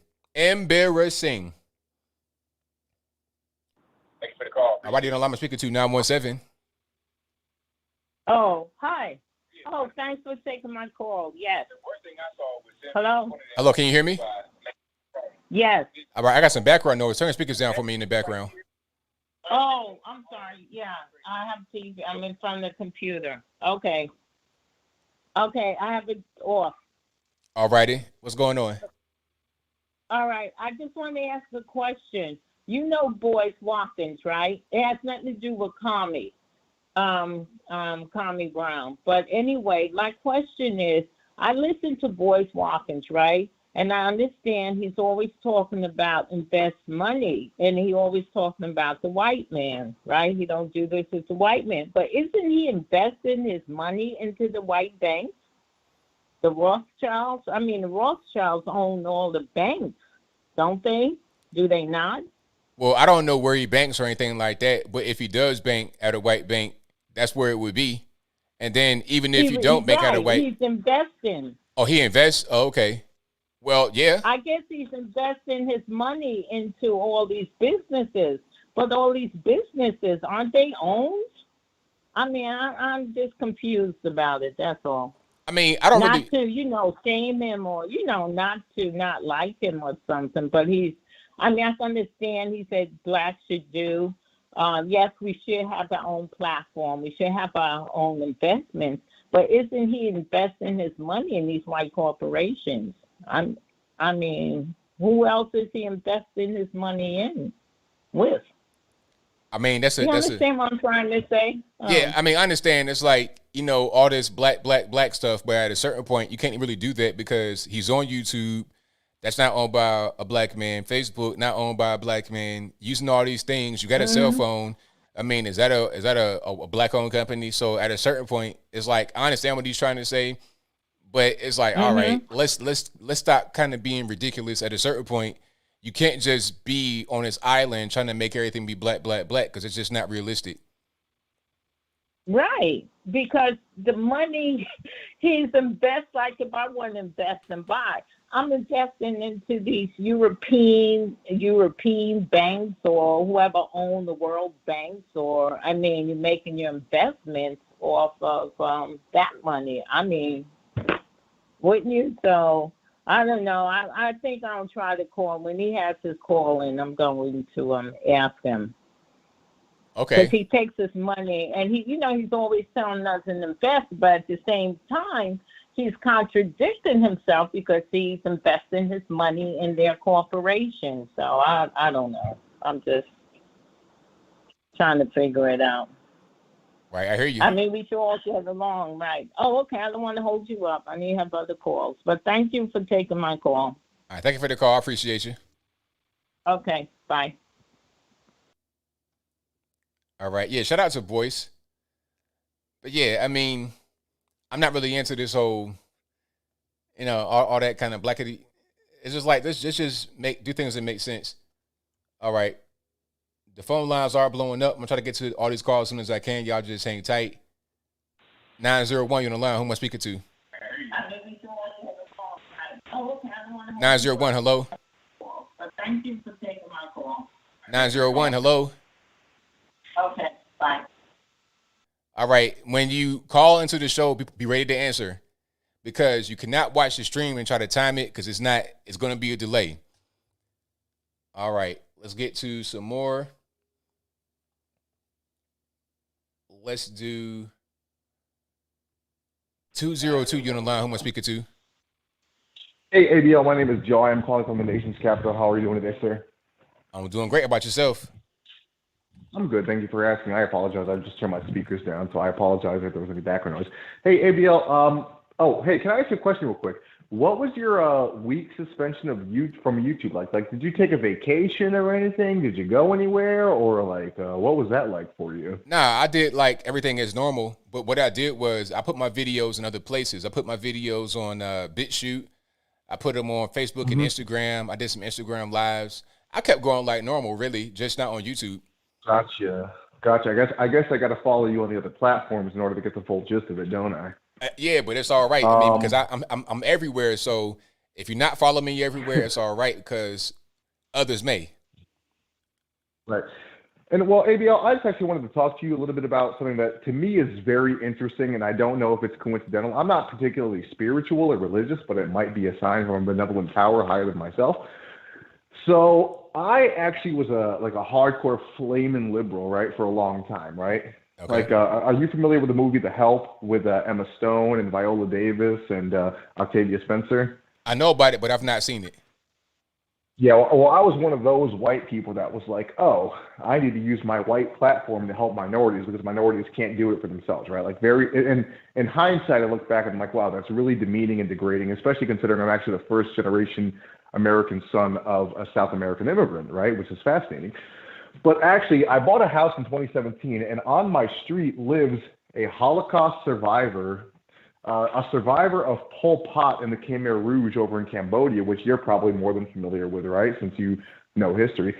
And a survivor of, did I say Idi Amin in Uganda? So, Wow. Holocaust survivor. Yeah, exactly. So, and it's funny because I actually live in Northern Virginia, ABL, and I think you've talked to myriad of occasions about how Northern Virginia is basically different from every place else. Like, it's basically a different state, right? And you're familiar with that. Yeah. And so I just thought it was fascinating how, like a lot of us woke people are like, oh, we're going to save the minorities, blah, blah, blah, blah, but we really don't. Like, I read Jason Witten's book about how police stop helping us, about how basically all these liberal policies that were instituted over the past 40 years have actually been more detrimental. And that's kind of what woke me up. And then ultimately, I moved into this neighborhood. And like I said, I have a Holocaust survivor neighbor. I have an Idi Amin survivor neighbor and a Pol Pot survivor neighbor. And I just want to say that, I would actually, ABL, to be fair, I would even defend Joe Biden against this. If anybody said Joe Biden was a tyrant or a dictator, I'd even defend him because I don't think you can actually cite, I think it's disrespectful and degrading people that have actually survived tyrannical regimes to say that any U.S. leader is a dictator. You know what I mean? Right. Yeah. I mean, people that say stuff like that is like, what are you comparing this to? I mean, people just don't think before they talk sometimes. Right. And I'm not sure if you actually saw the recent poll that went out by, I don't know who did it. Fox News reported upon it. I think it might have been Rasmussen, but I could be wrong, so don't hold me to the fire on that. That said that they talked about the defund the police movement and who it's most popular among, and it's most popular among white liberals in the suburbs, right? And that's kind of the exact people that I grew up with, right? You're in the suburbs. You don't really have any real problems because you're in a low crime area. So you say defund the police because it's a kind of white savior mentality where you think you can actually, and it's arrogance, ABL, above all things. It's arrogance. You think you can speak on behalf of minorities by saying, hey, defund the police. But that is not the case because surveys also show that black people want police to maintain the same level or an increased presence in their neighborhoods because a lot of us don't realize that, generally speaking, people in high crime areas are the people benefiting most from a police presence, right? Absolutely. Well, anyway, ABL, I apologize for taking up too much of your time. I'm going to head out, but thank you so much for your time, and thank you for giving me the platform on which to speak. I really appreciate it. Thank you, sir. Thank you for the call, man. Definitely appreciate you. Thank you. Yeah, people in the high crime area, if you ask them, they're going to say they need more police because when I was always in the high crime areas, the main thing that we always wanted was for the police to get there sooner. That was always it was never for the police to not be there. People that don't want the police to be there are the criminals or people that just want a virtue signal that don't live in a high crime area, that don't know anything about it because where they live is no need for the police to be there. Everybody's outside, just hanging out, just chilling, cutting grass, sitting by the bonfire, playing the guitar. It's a whole different world. It's a whole different life you live, which you need the police for in that type of environment. Not to really be a presence like how they are when I was growing up in these areas where it was so much stuff going on. Especially back in the drug 80s, that's why 80s and 90s, there was we lived in one place where it was this person in the neighborhood that had a spoon on their neck, like a necklace. It was like a little spoon, baby spoon on their neck. And you know what the spoon was for, if you know about drugs. Wearing it outside like it was nothing. I'm 4 years old seeing this. You see, but you don't see that type of stuff in the suburb areas. So of course you're going to say defund the police, legalize all drugs, because you don't live in it. And I always ask anybody that says legalize drugs, like, okay, you want to live next to the crack house? Oh, well, there won't be a crack house because they'll manufacture it in a nice facility. No. Do you want to live next to the enterprise where they go to beam up the Scotty? You understand? Because these drug addicts become like zombies. They kind of nest in these little crack dens. Do you want to live next to that? I mean, because it's going to be there if you got all these drugs running around with no kind of regulation. No, yeah. People that don't have to see that every day, that don't experience every day, sometimes become unempathetic, and then their need to be virtuous to other people that also don't live there supersedes the need for those who live in the area to be safe. But I digress. All right, let's go to the next one. All right, 347 on the line. Who am I speaking to? Hi, ABL. My name is Vashti. How are you? I'm doing all right. How about yourself? I'm great. Thanks for asking. So my question to you is, this whole thing about critical race theory that's going on in America right now, isn't the reason why we have a border crisis, the entire reason why we have a southern border crisis is because people are flooding into this country because of the American dream. And so if other people, based on our track record as a country, they see, because they have actually something to fall back on, right? We have examples in this country. Take Oprah Winfrey, for instance. This woman is black. Last time I checked, she probably is like, what, the richest black woman in the world. And if Oprah can become Oprah by being black, where's the critical race theory? And Oprah was backed by, if I'm not wrong, a bunch of white people. When I used to watch the show when I was growing up, there was a bunch of white women in that audience. And so pretty much they were her supporters. So how did people like Tyler Perry in Atlanta has a whole street named after him, and he is black as well. And so I'm trying to figure out, what's the critical race theory? What's your thought on that? Yeah, the whole thing about critical race theory, like what you said, it doesn't make sense because people like your Tyler Perry, like your Oprah, have become successful. How? How did they do that? You know, even especially Oprah back in the 70s, even before that, people have become successful. They become rich. They become powerful. And Barack Obama, another example, president not once but twice. So it wasn't a fluke the first time. Got elected twice as president. So where's this whole critical race theory coming from? I think a lot of these kids who are now adults and are teaching it to other kids, they were kind of brought up in it themselves, you know, in some of these California far left places. They're brought up in that kind of communist kind of weird mentality, and then they believe it and they spread it. It's like a virus, a mental virus. It doesn't make any sense though, because when you look at reality, it's not that way. But when you're brainwashed to believe a thing and you don't look at reality for what it is, it's easy to just run with that and believe it. Exactly. And I always say that, you know, yes, history is not the greatest, you know, but then if you really kind of take a look at it, and if you pay attention to history, slavery, the first record that we ever have of slavery was that it really started in Africa. You know, if you read the Bible, I'm a Christian, and so if you read the Bible, the children of Israel were enslaved in Egypt, which happens to be in Africa for 430 years. You know, I hate to compare suffering, but I mean, you kind of really get what you give. And that's not an excuse that, you know, it had to happen to Africans, you know, so I digress.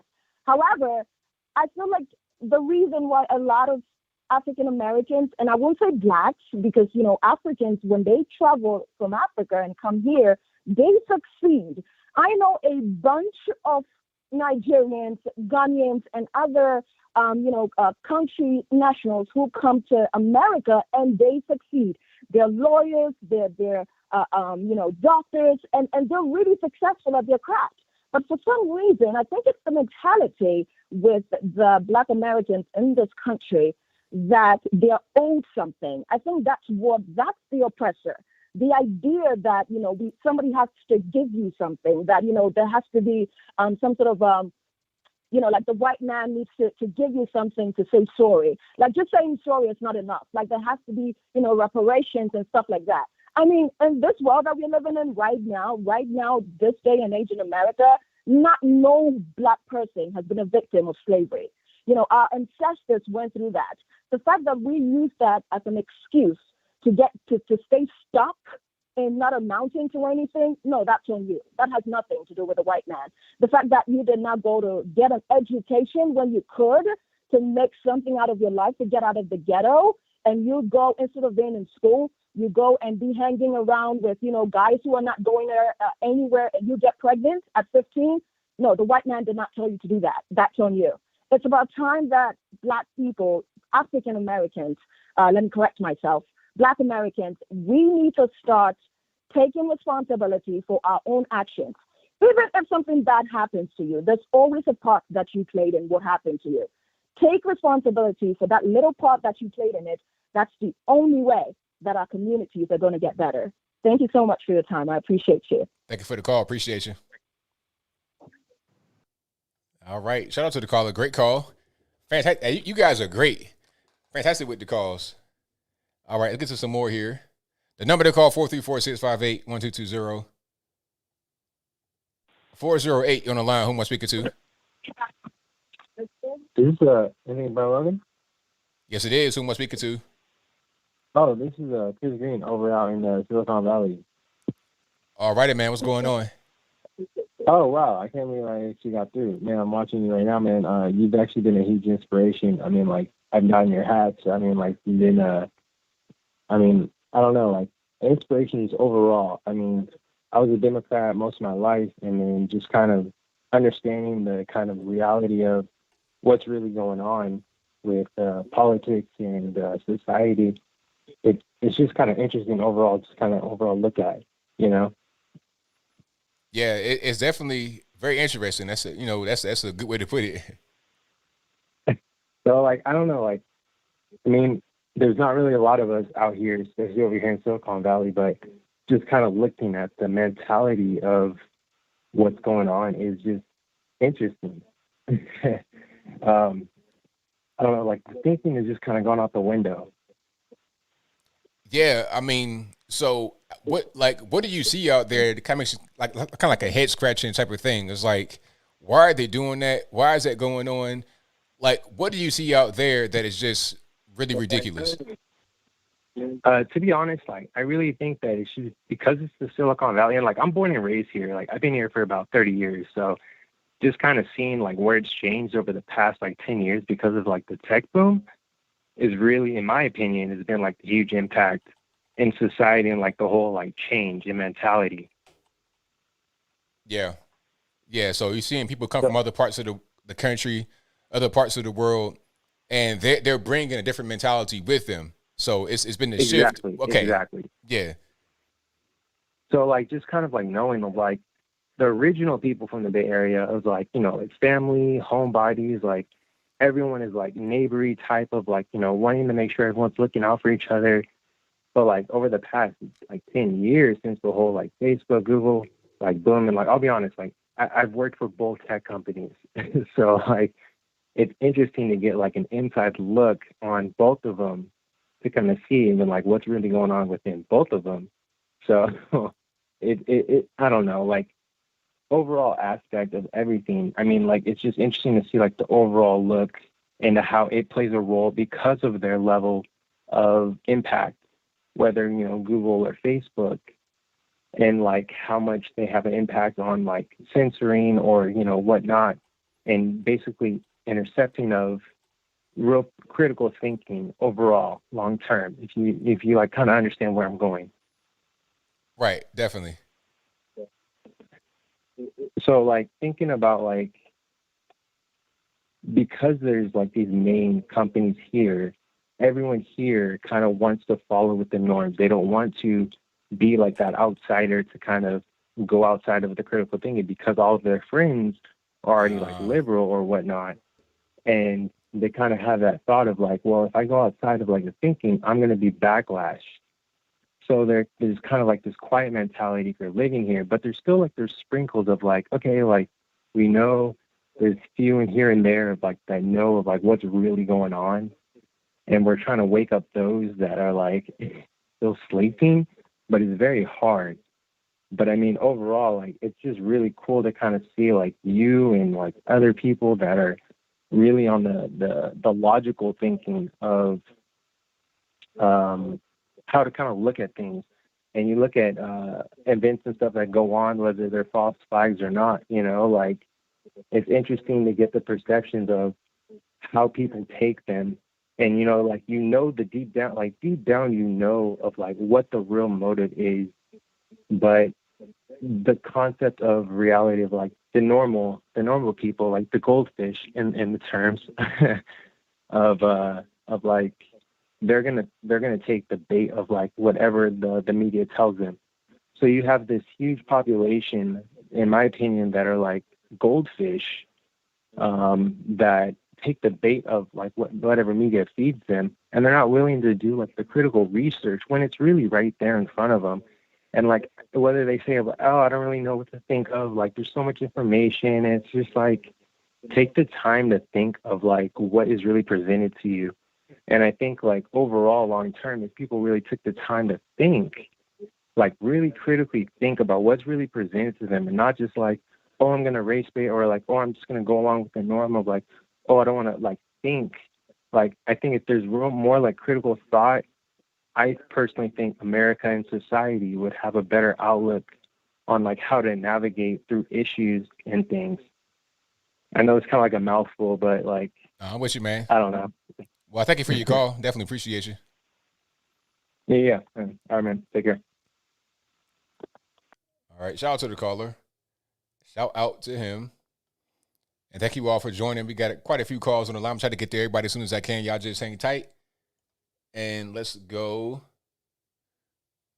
All right, let's do 443. Oh, a little too close to the trigger. Let's go 704. You're on the line. Who am I speaking to? This is Rob in Charlotte, North Carolina. All righty. What's going on? Not too much. Hope you're doing well. Big time fan. And sorry if I'm bringing up something that's already been talked about. I'm just now jumping in. Oh, it's all good. Seeing the stream. Yeah. But so have you guys touched, anything about the statue? Like, I'm worried that statue is almost, this is one thing. I got two things, and I'll let y'all go. But one thing, I think that statue is put out there to cause division, another part of divide and conquer, because it's tempting they're trying to tempt people to go mess with it, to destroy it, or whatever the case is, and the Juneteenth thing being, the Juneteenth, and then Juneteenth, the National Independence Day. And it seems like it's on purpose to keep the divide and conquer stuff. And I'm just, do you see it as that at all? Well, the thing with the statue, it's in Newark. So, you might not want to, it'd be kind of a dangerous mission to go there and mess with it. But somebody might want to, some brave soul might want to go out there and do something like that. But I'm not sure that might not be the purpose. The purpose might just be to virtue signal for Ross Baraka and all these other guys to just say, hey, look at what we did. We put a statue out here. It could be just for that. I'm not really sure about trying to antagonize people. It's more just about, see what we're doing. No, our kids can't read, and no, our police cannot protect the citizens because we don't want them to. And the crime is crazy out here, but we don't care about that. We're more worried about defunding the police and things of that nature. But hey, we got a statue. So it's just empty symbolism. And then as far as Juneteenth, they're taking a day that a lot of people celebrate it with no problems, no weird stuff, no SJW stuff, and they're trying to attach other things to it. They're trying to attach political things to it and make it be divisive. So I think the whole thing about Juneteenth, they want to make Juneteenth divisive, although it shouldn't be. It should just be a day that we all know about, just for historical purposes, because it's an actual date in history that happened, a pretty significant event. It's a good thing. It's a good thing, but people are trying to make it be divisive when it was never that way. Because I've always known about Juneteenth, but it was always a small holiday, pretty obscure on the low, but now it's being used in a divisive way, and I don't like that at all. So I think that's going to be divisive. But the statue, maybe not so much because of where it is. It's in Newark. You're already kind of like in the bad city. That's a good point. Yeah. That's a good point there. The other one, I agree with you on divisive, but that's a good point on the statue. And also, I'd still as mad as a lot of conservatives would be about, taking somebody like that, just that's being considered a martyr and an idol and all this type of stuff. A lot of people were upset about that. So I could, even as mad as they are, I still don't see conservatives really going out and actually damaging it anyway. And like you said, the place that it's in and whatnot. And I'll let you go on this. I just I wanted to see if maybe you talked about it, like but the cop being fired and then causing all that stuff. I know you saw the video. I know you did all of that. I mean, did he deserve to get fired? And which I say, of course not. He didn't. And do you think he's got grounds to sue? Now, what was this? What cop got fired? The one with the guy with the Looney Tunes shirt that stood up and squared up against him. Or maybe y'all hadn't. I haven't seen that one. No. Wait a minute. So now you're talking about the guy that tased the teenager or whatever? I don't know if he ended up doing that at the end. I saw most of the video and they said he filed false claims or something. I mean, but his whole report was dead on. It was like they have the body cam going, they have another person filming, and it was just like they were saying that he, the cop did something wrong. He got fired for it. But yeah, it was a black guy that was wearing the Toon Squad thing, and he just, he was doing two things illegal, like he was smoking in a place where it says you can't smoke, and I forget the other one, but he was breaking the law. So he's told he was detained, and he just basically said, "No, I'm not." Like, nah. And then he stood up and actually got in the face of the cop. It's a big dude too. That he stepped up but he's detained at this point, but he's saying he's not. He steps up in front of him and gets, nose to nose. That's like squaring up, and talking all kinds of stuff, So, but yeah, he, and the cop kept, as cool and calm. He did a great job. If you hadn't seen that one, I can't think the guy's name. I just saw it earlier today. But yeah, they fired him. I thought that was the reason that the police department, all those cops quit. I thought that was the reason, but I must be thinking of a different situation. But if you hadn't seen that, check out that video. He's being blasted for it, and being called racist and everything. So I'll check it out. I'll definitely check it out for sure. Yeah, absolutely. And I'm sorry to take up a bunch of time there. I thought y'all might have talked about that, but I appreciate you, man. And always gonna be a big fan. My family, all a bunch of big supporters, man. Keep doing your thing. I appreciate you so much. Thank you for the call, man. Appreciate you. All right, thanks. Bye. Yeah, I look into that. I saw like a thumbnail of that video, I think, but I've not seen that particular one. There's always something about the police. We see what the agenda is. Just trying to attack officers. Very simple. All right. 901, you're on the line. Who am I speaking to? Yeah, absolutely. And I'm sorry to take up. 901, hello. I appreciate you, man. All right, you got to be ready, 901.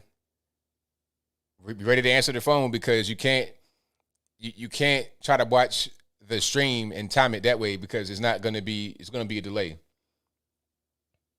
All right, let me get to some more here. 321, you're on the line. Who am I speaking to? It's Tony. How are you, man? Great show. Thank you, man. Doing all right. About yourself? I'm doing great. God bless you, brother. Joe Biden, his best quote, I think, was, I got hairy legs that turn blonde in the sun. So I think what an embarrassment to this country. Yes, very much so. Total joke, man. Look at gas prices. Look at what this clown is doing. But we can't say nothing bad about him because, we're the bad guys, Right. Exactly. That's where we're headed. We don't even know what a man and woman is anymore. And the health secretary, that says it all too. What a clown show, man. God bless you, brother. Thank you, man. Appreciate you. All right, brother. Yeah, it's pretty embarrassing. That's one thing I say. That's one word that I would use a lot for Joe Biden. It's like this whole thing with the finger pointing. All of this from Macron, like the angry kind of like, and Joe Biden, he looks really old too.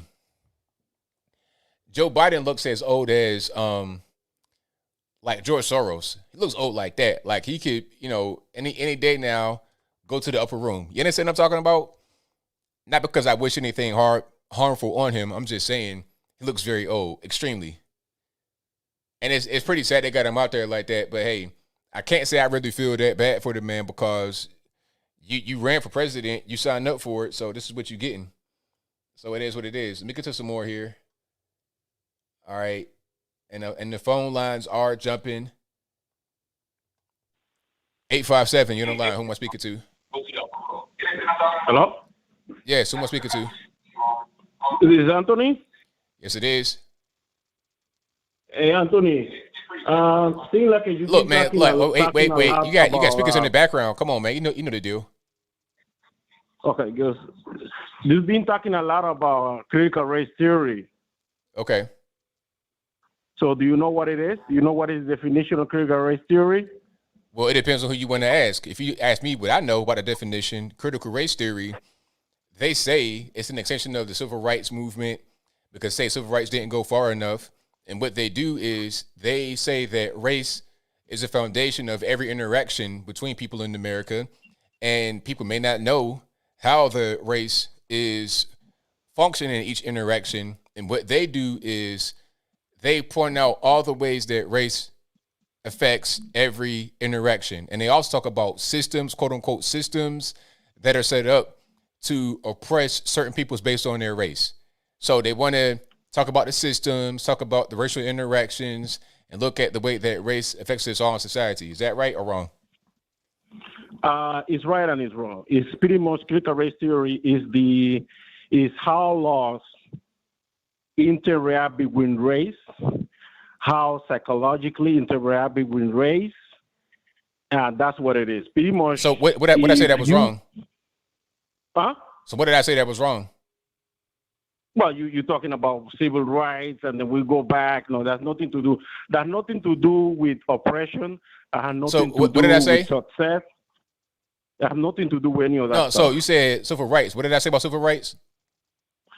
Well, that's pretty much the civil rights is the fight against segregation. No, you're not listening, sir. What did I say that was wrong about civil rights? I said But they say. Wait. I said to answer the question because you're not answering it. I said that they say it's an extension of the civil rights movement. I didn't say it was civil rights. Because they say that. Who say that? Who say that is the a lot of top academics, people that go on television. But give me the name. Give me the name. I mean, do you find the research for yourself? Those that talk about CRT on television. A lot of academics talk about it's essentially civil rights. People like Ibram X. Kendi, that's one right there. Look him up. Ibram X. Kendi, aka Henry Rogers. He says that. He said it on television. Okay. So what I said is correct. Now what's the problem? No, it's incorrect. Okay. CTR, do you know CRT is new or for how long they've been teaching CTR in schools in CRT the United States, in colleges? Say it right, CRT. Okay, so for how long they've been teaching that in colleges in the US? Since civil rights. So they've been teaching that since 1967, right? A form of it, yes, not the way it is today, because they've always added on to it. It's not. They've not been had. It's not the same curriculum. It's not the same things that they were talking about back then. They're talking about today. Like I said from the beginning, they say it's an extension of civil rights movement, and it's transformed over time to the point where we have it at today. Now it's at critical mass. Critical race theory is at critical mass. No, that's not true. So what I say was wrong? It's just not true. What did I say that was wrong? It's just not true. Like I said. So you don't know what I said that was wrong. So talk about. Sir. Quiet. Talk about what you think critical race theory is. I just told you is the interaction between two groups that could be black, whites, Latinos, or could be. When come for rights like voting rights, could be educational, could be home ownership. Okay, great. Same thing I said. We agree. Criminal justice system. That's what it is. Okay, so I said that. You said that. We agree on that. So what's your point? So what's wrong with teaching that at school? What is so bad about it? Because the problem is that it's false.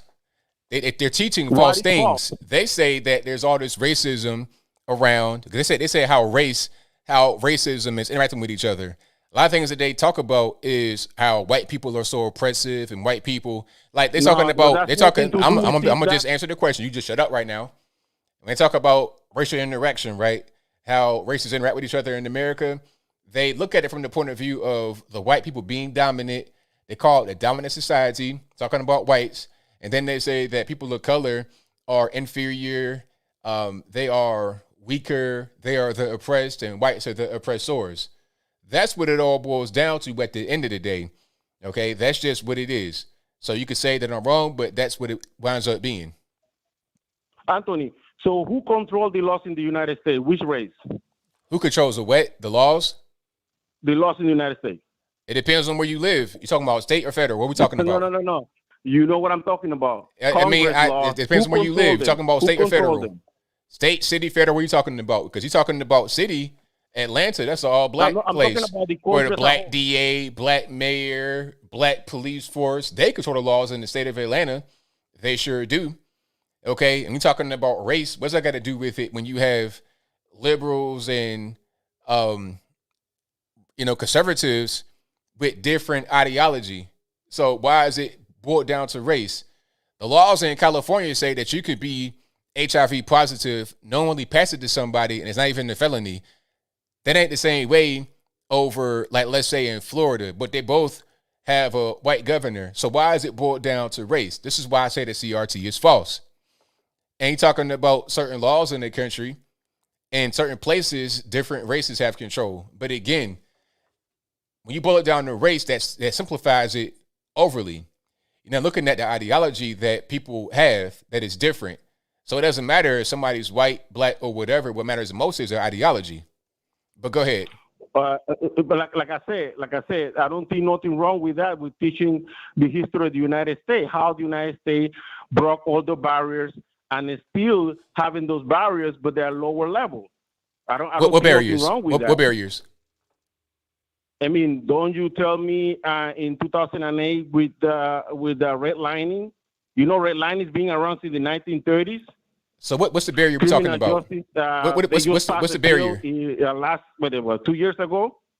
What's that got to do with it? For minor offenses, okay, for drug minor check it out. offenses? Check it out. Well, is redlining a law? Was it a law?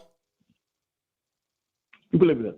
What? Yeah, we don't pass any law. We don't control any laws, Anthony. So was redlining? Quiet. Was redlining a law? Yes or no? Yes, it was a law. Oh, is that right? No, it wasn't. It was no law called redlining. No, that's a lie. No, but that's because if redlining was a law, then how were there? If redlining was a law, then how were there black banks?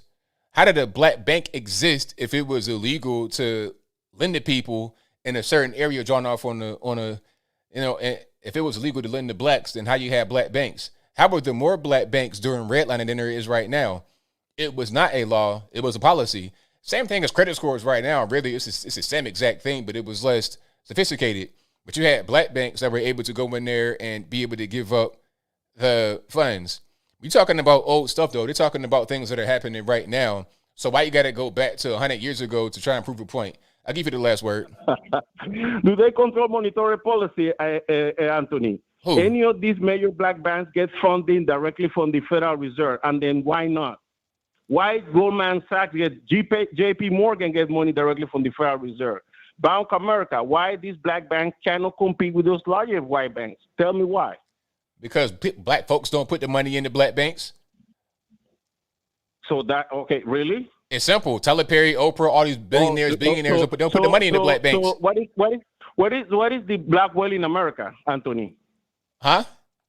What is the percentage of black wealth in America? Black wealth? Yeah. I don't know. 1%. Okay. So a little bit more than 1%. So now, how about this? Now, how about this? Check it out. How about this? You don't make sense. Check it out. Check it out. How about this? Now, take away Elon Musk, Bill Gates, the top 0.1% of the whites, and then look at the white percentage of wealth in the country. We talk about the 1%, right? Not the whites, the 1%. So, I mean, think about it that way. Maybe. Matter of fact, you're done for the night. Thank you for the call. People talking about, what's the black population? What's the black wealth? What percentage of wealth do blacks have in the country? or 1%, 2%. All right, now look at whites and take away some of the Uber, Jeff Bezos, these guys, billionaires, trillionaires. Take away those guys and then look at the average white income. Look at the median income for whites and blacks in this country.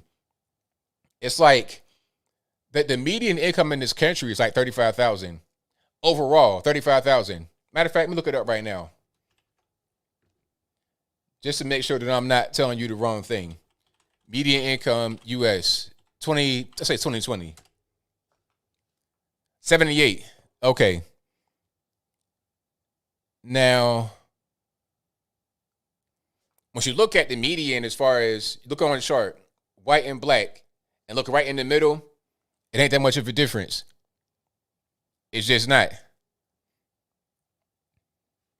But anyway, let me get back to the calls. The number to call is 434-658-1220. 504, you're on the line. Who am I speaking to?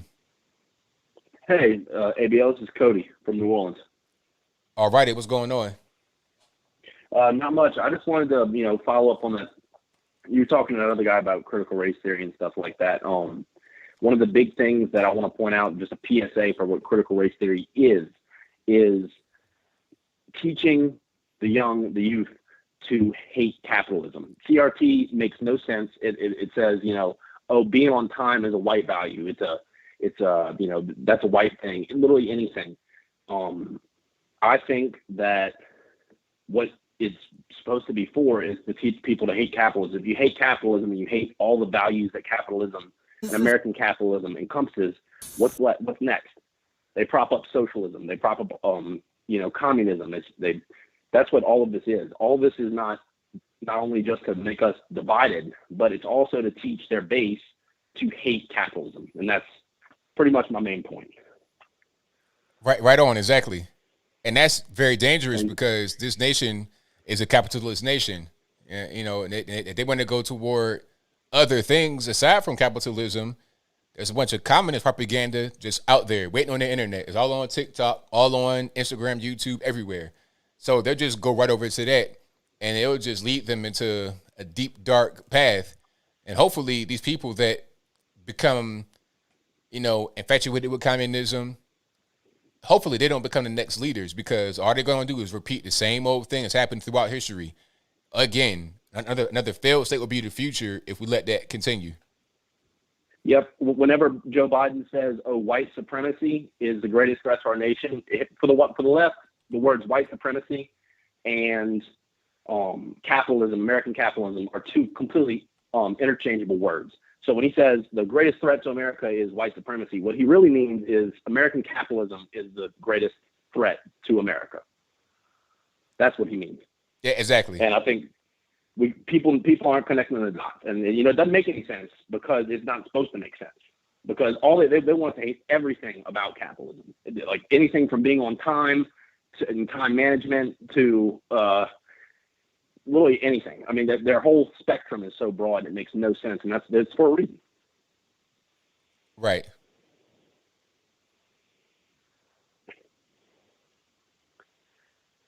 But that's all I had to say. Thanks, ABL. Thank you for the call, man. Definitely appreciate you. All right. Shout out to the call. And you guys are asking about the hat. This hat, of course, is on my website, ablmerch.com. Check it on out. Matter of fact, I'll put it right here in the chat box so you guys can go ahead and check it out. ablmerch.com. You see the drip, as a cool kid say, the drip. You got the camo in the front, right? So you want to go shoot some birds or something, you could just do this. You want to go duck hunting, bear hunting, alligator hunting, whatever you do. You got the party in the front, business in the back. You got the stripes, and then you also got the stars. You got both going on. So these are really good for the summer. I was wearing this during my talk today. It got super hot up there. I'm talking about, I felt like I was about to bust into flames because we had to turn the fans off for me to be able to be heard. But yeah, it felt pretty good on my head. Vented, like the little mesh, is lit. Great for the summer, great for whenever. 4th of July coming up, Independence Day, popping the fireworks. You could be the freshest guy out there with your, and I designed this. I made sure that it was right. paid for them all, so they're going to ship to you pretty quickly because they don't have to get made. They're already made. All they're going to do ship out from the warehouse in Carolina and get straight to you. Now, if you're living in Europe or somewhere like that, it might take a little while, but it's fine. So ablmerch.com, check it on out. Also, a lot of you guys were asking for soaps.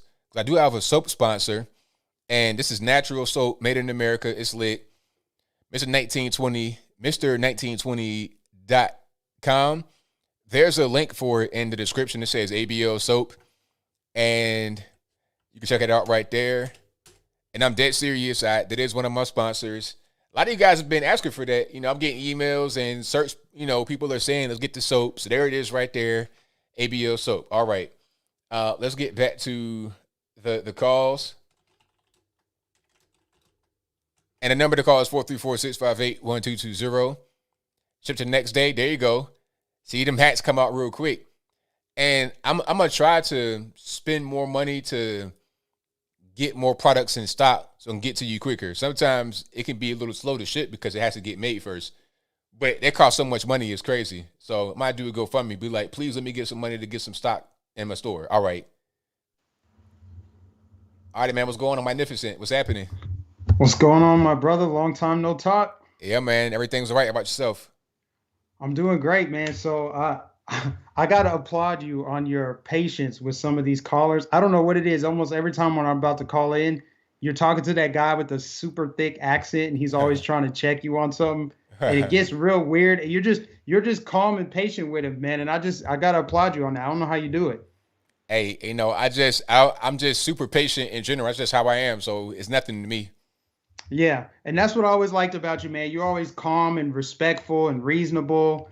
I don't know if you've been paying attention to what's been going on with Amazing Lucas versus Brandon Tatum, but I just happened to be like looking online last night, and I saw one of his streams. He's just been going hard on Brandon Tatum and Candace Owens and probably you too. And it's sad to see, man, because I know you met that guy once or twice before, and he was cool. And he just did a complete 180, and now it's just embarrassing, and it's sad. And quite frankly, it's hard not to chime in. I don't want to get involved in it, but I just can't take the disrespect for somebody like you or Brandon Tatum or whoever that's actually out here making a difference. What do you think about that? Have you seen it? Have you been paying attention, or are you just kind of tuning it out and flying above it? Oh, I've been watching. I see everything. I know everything that goes on these internets. I watch. People, they always tell me, or I just know. Lucas, the thing about him, Lucas he is having some kind of internal crisis. Like the things he was talking about probably about 2 years ago, 3 years ago, he's not really believing so much anymore. I see the same thing happen with Hunter Avalon. He's going through the same thing. And I met Hunter Avalon as well back in like 2017. You know, cool kid, young kid. I think Lucas is pretty young too, much younger than I am. And they're just having a crisis internally. And a lot of these guys, a lot of these black conservatives especially, they kind of get conflicted sometimes when they've not really been exposed to other ways of thinking. A lot of these guys grew up that way. I think Lucas is always conservative. Well, before he went and changed, he grew up that way. He was never exposed to the things that I lived as a kid. He didn't grow up the way I grew up. He's from L.A., but not in the gangland area. He's from like a nice part of L.A. So he didn't have that type of experience that I had as a kid. So when I had that experience, you grew up a certain kind of way, I changed and then became something else. He's going the other direction, trying to be cool, trying to be woke, all that kind of stuff. What he doesn't understand is that these people that don't like black conservatives, the black folks that call me all kind of racial slurs, they'll call him the same thing. Although he's trying to like go over to their side, if he's not totally over there talking about BL and all this kind of, they'll call him the same thing. So the end result will be him being a man with no country. Nobody will really know. He'll have no friends. If that's what he wants, that's fine. But I think what you're seeing right now is an internal conflict playing out in front of the internet. It's pretty sad, but I think eventually he'll figure out what he wants to be. You know, does he want to be a woke SJW? Does he want to be a conservative? Or does not even really want to be involved with politics anymore and go back to bodybuilding and playing video games? Yeah, because that's the other thing too. Is it's not just him going through his little identity crisis. It's the disrespect. You know what I mean? Like talking about that man's wife and his kid and stuff like that. And then just with like what you do, you have a call-in show, and if people disagree, you treat them respectfully. He's like cussing people out, hanging up on them. It's really hard to see somebody who was prominent, who was talented, go the complete opposite direction. It's just sad. It's sad. But also he's a coward too, because once he gets to certain levels of subscribers, he begins to get scared. He's like, oh, okay, this is not what I want to be. I don't want to be the black conservative guy on YouTube. I don't want to have this be my identity. I don't feel that way anymore. So once he gets a certain kind of level of subscribers, he begins to become more irate, more disrespectful, to intentionally lose subscribers, right? So then so nobody can say to him, are you trying to pander to the white man? Look, I lost subs. I didn't have all the subs. I didn't keep going. So this is his mind state. He's afraid to succeed doing this because he doesn't want to do it. He's afraid. That's why he's doing all this stuff, is because he's trying to fail. He's on a suicide mission, not literally as far as not living anymore, but as far as his channel. So he'll say the most outlandish thing just to try and lose people. I saw Hunter do the same thing. Hunter did something where he had a t-shirt that says something like, I'm an idiot and I like this shirt. Something crazy that you wouldn't wear, but he was just doing that to intentionally turn people off. It's part of the identity crisis, because you want to shed that former self and become somebody else. Yeah. I guess I can't relate because I'm always being my authentic self. And that's what that's why I gravitate towards people like you, Jericho Green, and the rest. And we got a strong movement of black conservatives, but Americans first. And I really appreciate that. You know what I'm saying? But yeah, man, the other thing, this Juneteenth thing, I have a prediction. I think that by next year, Juneteenth will be synonymous with Pride Month. You'll have some new weird flag with the rainbow color and the fist in the middle. And it's completely just been co-opted by pretty much white people, Marxist white people. That's pretty much what is happening right now. And it's commercialized. I listened to you talk about it earlier. It's completely commercialized. I saw a Bed Bath & Beyond email. They're trying to cash in. Pretty much every corporation is going to cash in with deals, gift cards, all of that, just to make it like a Hallmark holiday. It's going to be Juneteenth cards. It's almost like a best kept secret in a way that kind of leaked out, and now everybody's trying to do it, and it's not cool anymore. And it's going to change what it actually stood for, because now all these different people are trying to put this new meaning on it. You said it perfectly right, 100%. Best kept secret. I enjoyed it when it was just me and my dad going to D.C., hanging out with my uncle and my cousins and everybody. I enjoyed it back then. Have a little cookout, get together, no woke politics stuff going on. But now they didn't put all the politics on it. They didn't put LGBT. They already got a little logo on Twitter. If you say Happy Juneteenth, it's like a fist with the RBG, the black Pan-African colors, and then some kind of other color in there. What color is that? Probably some LGBT stuff. So you're right. They co-opted it, and it didn't take long. It was almost instantly. Yeah. Yeah, it happened it happened overnight, because I remember last year Trump was talking about making it a federal holiday, and I was on board with it because at the time this was coming from Trump, not somebody that's trying to play the identity politics game, right? But now under this guise, under Biden and Democrats in power, it's all about how they can basically remind black people of slavery every year and then infuse this other woke trash into it.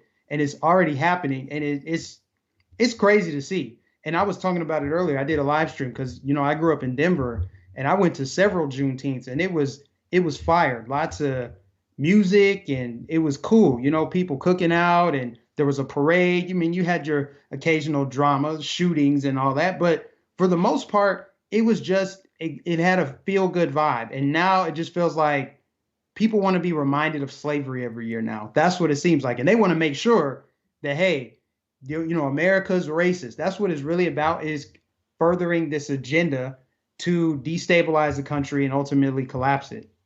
Right on, man. Perfectly said. Yes, sir. But I appreciate you, man. God bless you. Love everything you do. And yeah, man, I'll catch you in the next one. I'll call in. I'll start calling in a little bit more. I got a son now, so I've been pretty busy, but congrats, man. Congrats. I think I'm gonna have a little more time now. Definitely, man. Right on, man. Well, congrats on your son, man. And, you know, hopefully everything's going good with you, man. Yes, sir. God bless you, man. God bless. Later. All right. That's my man, Mike Magnificent. You can find him on the YouTubes. Yes, you might see him on RSBN, Right Side Broadcasting Network. If you were asking in the chat, yes. So shout out to him. And congrats yet again, sir, for the young one, for the little Mike. Little baby Mike. All right. But yeah. So shout out to everybody on the YouTubes. If anybody say anything about me, then you already know. Like, if anybody says anything about me that's negative, then just look at them and look at what they talk about, and then you'll see. Magnificent, great guy.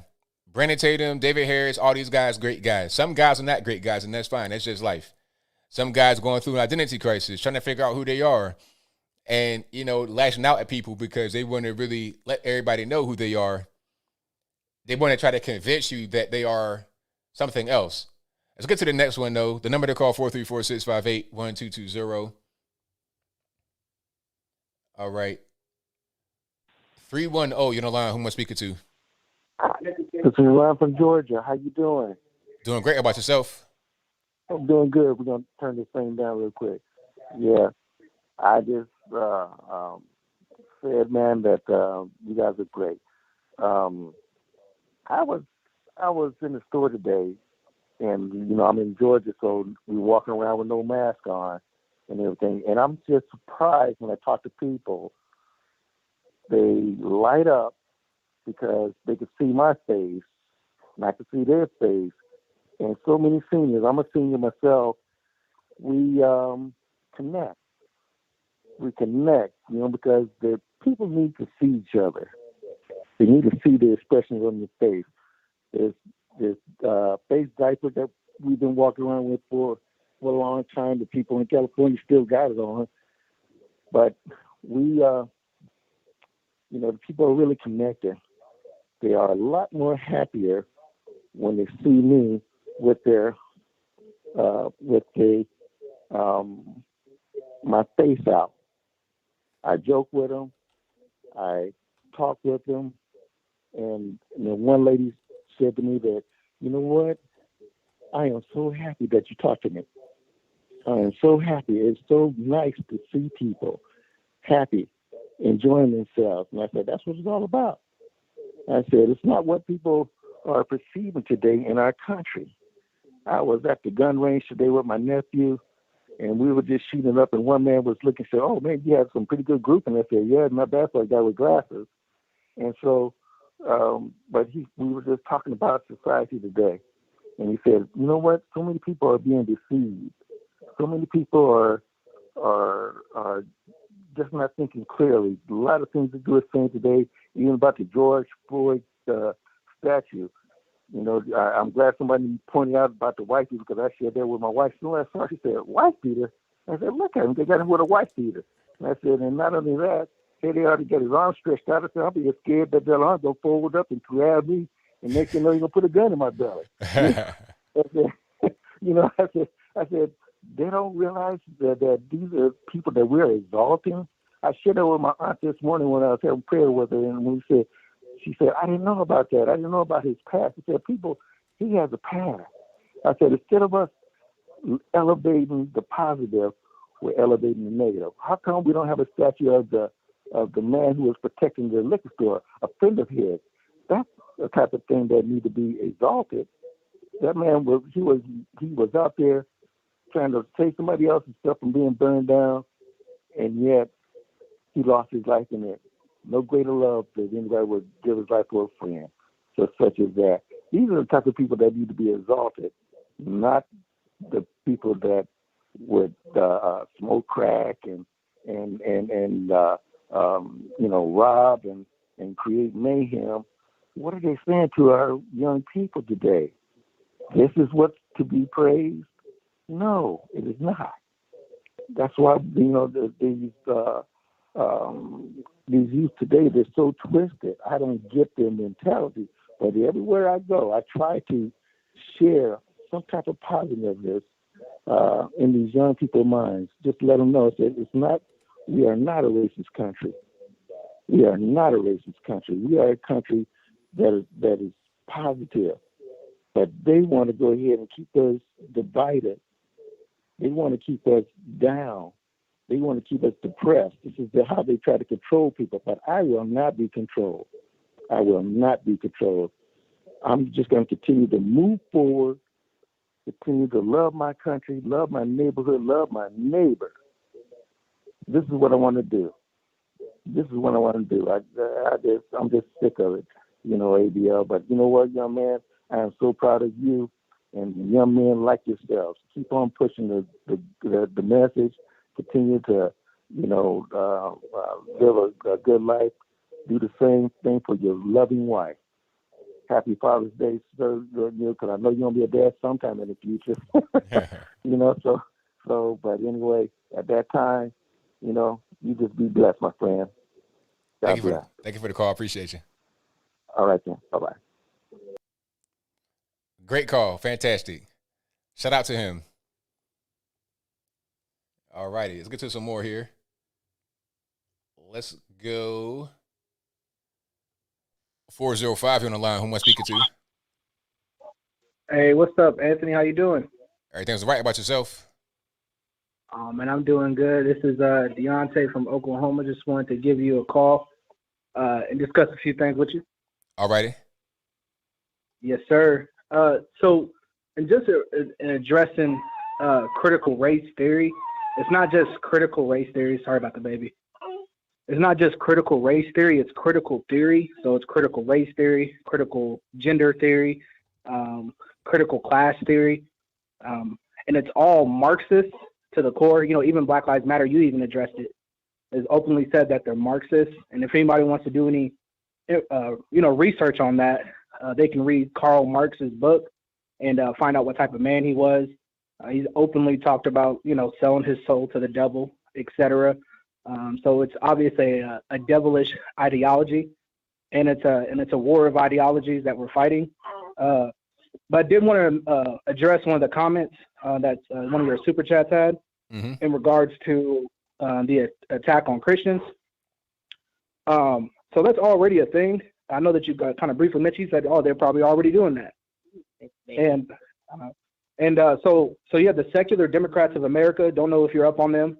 But they are a group backed by the Congressional Democrats, and they sent a 28-page document to the Biden transition team at the time he was transitioning, advising him to, of course, strip the First Amendment rights from Christians and who advocate traditional biblical positions, on the sanctity of life, marriage, education, and the nuclear family. So, of course, you've heard Joe Biden said that the number one threat to America is, of course, white supremacy, right? And so what the Secular Democrats of America in their 28-page document that the transition team welcomed and I'm sure read states that they want to,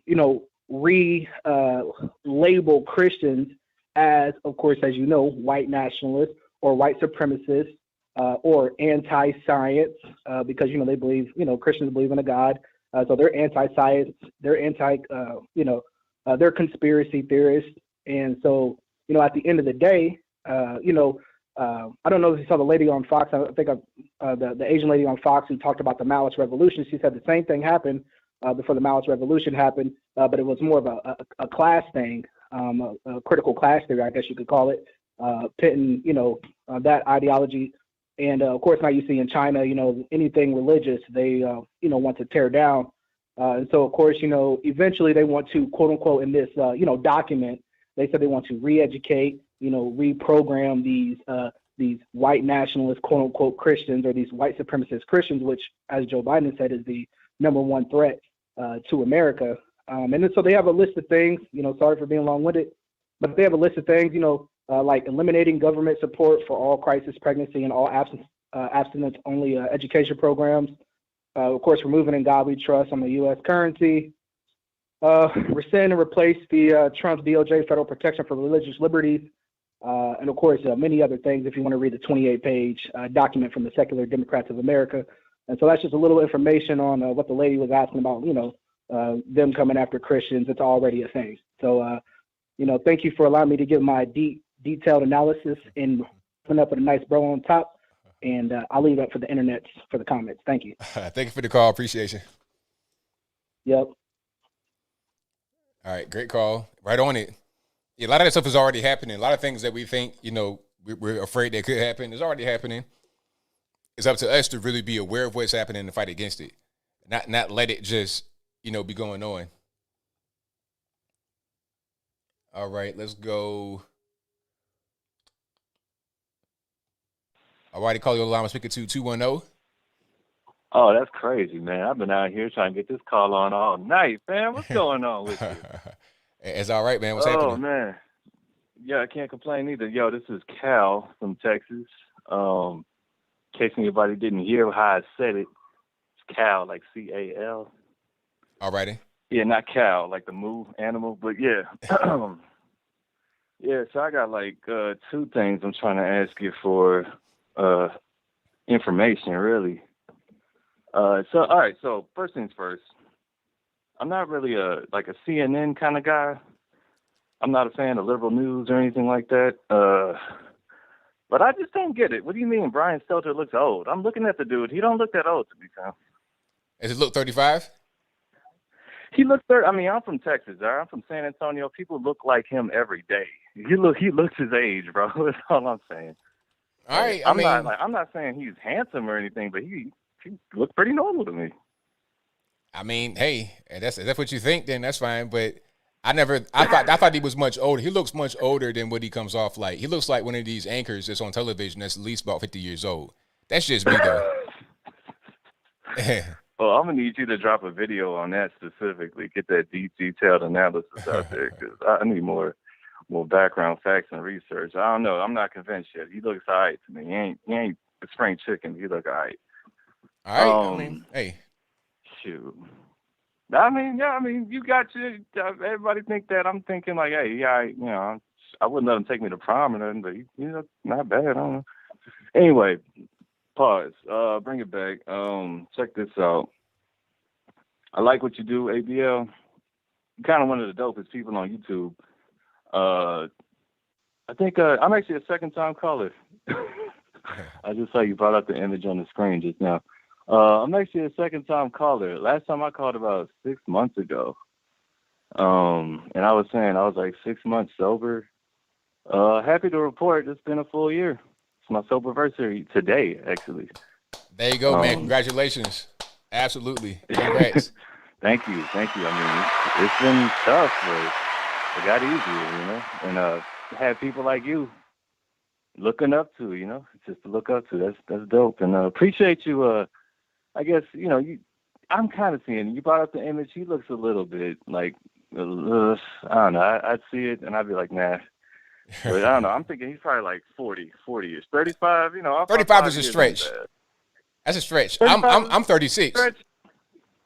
I'm saying we look good for our age. I mean, I'm 27, so I can't really say nothing. But you look good for your age. He looks like, like an anchor. That's what I'm saying. He just looks like an anchor. Right. And shout out to Tucker Carlson. He look good too. You call them girls sculpted from marble. What their name? Harris Faulkner, Emily Campagno, Kelly McInerney. Yeah, all right, yeah. But yeah, that's all I wanted to get out there. I appreciate you doing your YouTube thing, man, and keep doing you, brother. Thank you for the call, man. Appreciate you. Appreciate you. Yeah, shout out to the caller and congrats again on the 1 year soberversary. Keep it going, man. One day at a time, for sure. Keep it going. Keep doing your thing, man. That's and I'm being 100% serious. Keep that up, man. 1,000%. All right. Let's get to some more here. 915, you're on the line. Who am I speaking to? Hello, Mr. Anthony Brian Logan. How are you doing this fine day? Doing well. About yourself? I'm good like Krispy Kreme, man. Can you hear me all right? I hear you well. All right. Yes, I'm from El Paso, Texas. Been following you for a while, man. I think that the number one thing that we have to do as minorities, me being first generation, I don't say Mexican American, I say American, first generation American of Mexican descent. I think we have to stop talking like us as minorities. We listen a lot to the people, our elders, right? And the reason that a lot of generations are messed up. I'm 43 years old. I grew up thinking that the government was against me, that it was built for the white man, this and that. And I think that poisons us to where like we don't even want to hear it when they tell us that this is the land of the free, right? Because we believe that what our uncles or our parents or even our grandparents told us is true. Now, it might have been true to them because we're not that far away from desegregation and all that, but it's not like that for us now. I believe that it all got bad when Barack Obama was elected and he started bringing race to the forefront, to the very forefront, and trying to pretend like it was bad. And then we had a whole generation, which is the generation that grew up on nothing but computers and social media. They just fell into it along with the school, a bunch of liberals telling them that. It's just, we have to, as our communities, as the minority community, actually go again in the family gatherings and everything. Instead of being nice and just being, oh, that's like a crazy uncle, you know. Nah, we gotta tell them straight out, like, nah, look, you know what? They went through some stuff, but you younger ones don't believe that. That's not you. You live good. This is the best place to be for a minority in the world.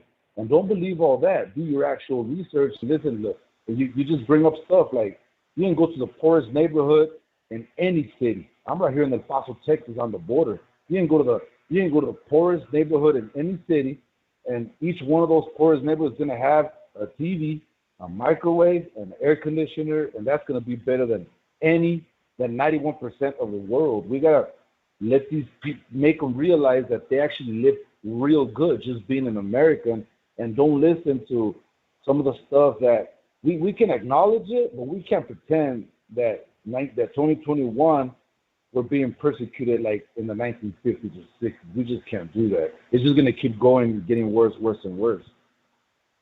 That's right. Absolutely, man. You said everything perfectly. Yeah, I love. Hey, man, keep up the good work, man. You're cool as hell, man. I started following you, and I heard Tatum talk about you. I follow the Hodge twins. I call into Joe Pax regularly. Man, life is good, man. And I just want people to see.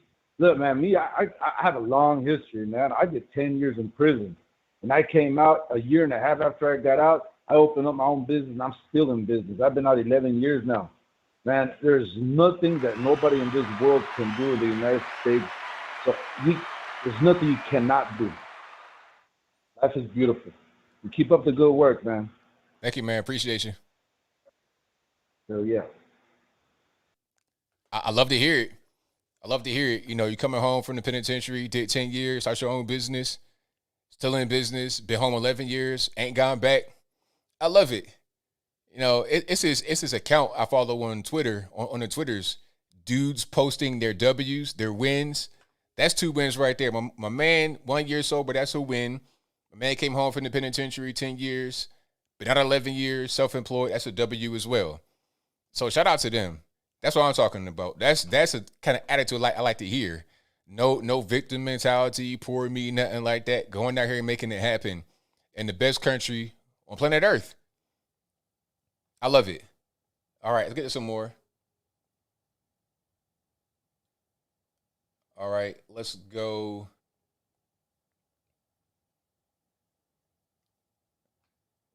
Wow, the phone, the lines are jumping. Y'all hang tight.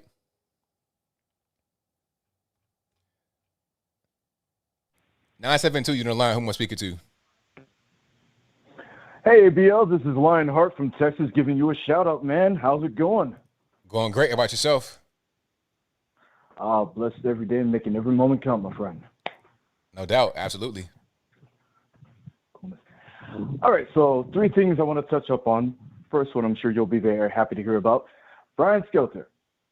I assure you, first impressions, definitely looks over 45. Thank you. So let's settle that right off the bat.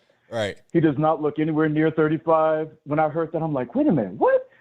I pulled up a picture. I'm like, this dude wears himself like a freaking 45-plus-year-old. He doesn't look it. He doesn't act young. He doesn't seem like. I mean, what he acts like is like an old person trying to be young. That's what he acts like. Correct. Absolutely. That's what he comes up. So I'm like, I would have thought this was obvious, but apparently we have a few people who think, no, you don't look that way. Although he had second thoughts when he saw the image you brought up. So good clarity there. Good clarity. Thank you very much. All right. Second thing I wanted to bring up, you had a caller earlier who asked why it is that a lot of money isn't put into black banks. I just wanted to add a little bit to that and say the answer to that is the same thing behind why it is that, there's not a lot of money behind, a whole bunch of black inventions. It's because black people just don't believe in what black people make. I mean, no offense to us, but it's like we come with something like, I'm a big DC Marvel fan, so when it comes to Black Panther, yeah, you'll have a bunch of people, shouting out praise and the thing, but you don't have as many black people actually buying the comics. So that should tell you something right there. They don't actually believe in some of the inventions we come up with. I mean, we don't have as many black people buying Static Shock, Black Panther, and various other heroes, or even black technologies, stuff like that. The funny part is that I think Black Panther, that was Stan Lee from Marvel. And Static Shock was actually a black guy that came up with that. But you see which one is more popular, Black Panther, out of the two. That is true. You'll definitely hear more about Black Panther than you will about Static Shock. But I get even that should put something right there. I will admit that I was wrong with my earlier statement, having to say that Black Panther was made by, if I said that. But your point was still made. You still had a good point, though. Like the point you're making is right on point, because one thing I always heard when I was, out there doing my business, with the flyers and all the other stuff, and then when I started doing websites, it was always an assumption. Like, people even told me, like, black folks, they said, "Oh, this looks great. I thought it was going to look terrible." It's like, why would you think that? You already know me. You know me for years, because they automatically think if it's black, then it's going to be bad. These are black folks saying this now. So maybe that's the reason why there's not black money put in the black bank. You see? So you're making the point. Absolutely. Absolutely. I mean, the way I see it is, if black people actually believed in the stuff they make, then there would actually be more profit going into it. Like restaurants, beauty salons, I mean, I don't know a lot of black people, unfortunately, who are making technologies, but if they were, and they actually believed in the message behind what they were making, I mean, surely we'd make more money. But no, we don't even have people who believe in making anything. We just have a whole bunch of people who believe in, race swapping characters. Like, I'm sure you've heard about them swapping Henry Cavill for Black Superman, right? Yeah, and that's so silly. It's like, why must we do this? Why must we just take why must we take characters that are already here? How about come up with a new character and make that be somebody that is special? Why must you come up with, like, I don't like the whole race swapping thing. That just seems kind of cheap and unoriginal, to say the least. Very much unoriginal, man, and I totally agree. That's why I'm like, if you're going to celebrate or make a big deal about a black character, why not, because I read a few of his comics, why not Icon? I mean, Icon is like very similar to Superman, except definitely different powers, definitely different backstory. He was a cool guy in DC. I liked him. Blue Marvel, definitely a wise character. I had interest in him. I didn't see as many comics of him, but what I read was good. I mean, why not, just work on what you have that are made for black people already, instead of having to, just take somebody else's work, swap, change its color, and claim it's yours. I mean, you got to believe yourself at some point and just grow yourself. Right. And unfortunately, right now, instead of examples, of growing yourself and being the best you can be, we have a whole bunch of examples who pull it out ignorance by being ignorant. So. But my third thing, and I'll let you go with that. This is a question that I'll have a little hard time having to ask because I wasn't sure how to ask it, but I'll just ask it like this. What do you believe is the essence of being black? Because unfortunately, the message that I got growing up was that being black was basically growing up in the projects, having to be broke, having to have your pants down, your drawers showing up, your wife beater, no class. I mean, and the only reason I got this message was because that's basically what I was taught by all of my relatives. Unfortunately, somewhat from my mom, and just nobody in the community I grew up in believed in themselves. And even as a young kid, I'm looking at the difference between how white people carry themselves and black people carry themselves. But I was colorblind. I never saw color between us. I mean, they were human beings. I'm a human being. We have hearts. We have bodies. We have, free will and choice. What's the difference between us besides the color of our skin? I mean, I thought the thing that defined us was basically our character.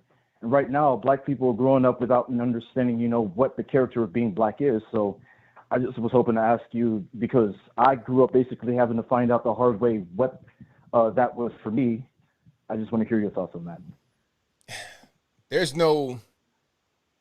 is no being black, in my opinion, because it's what, like, people try to.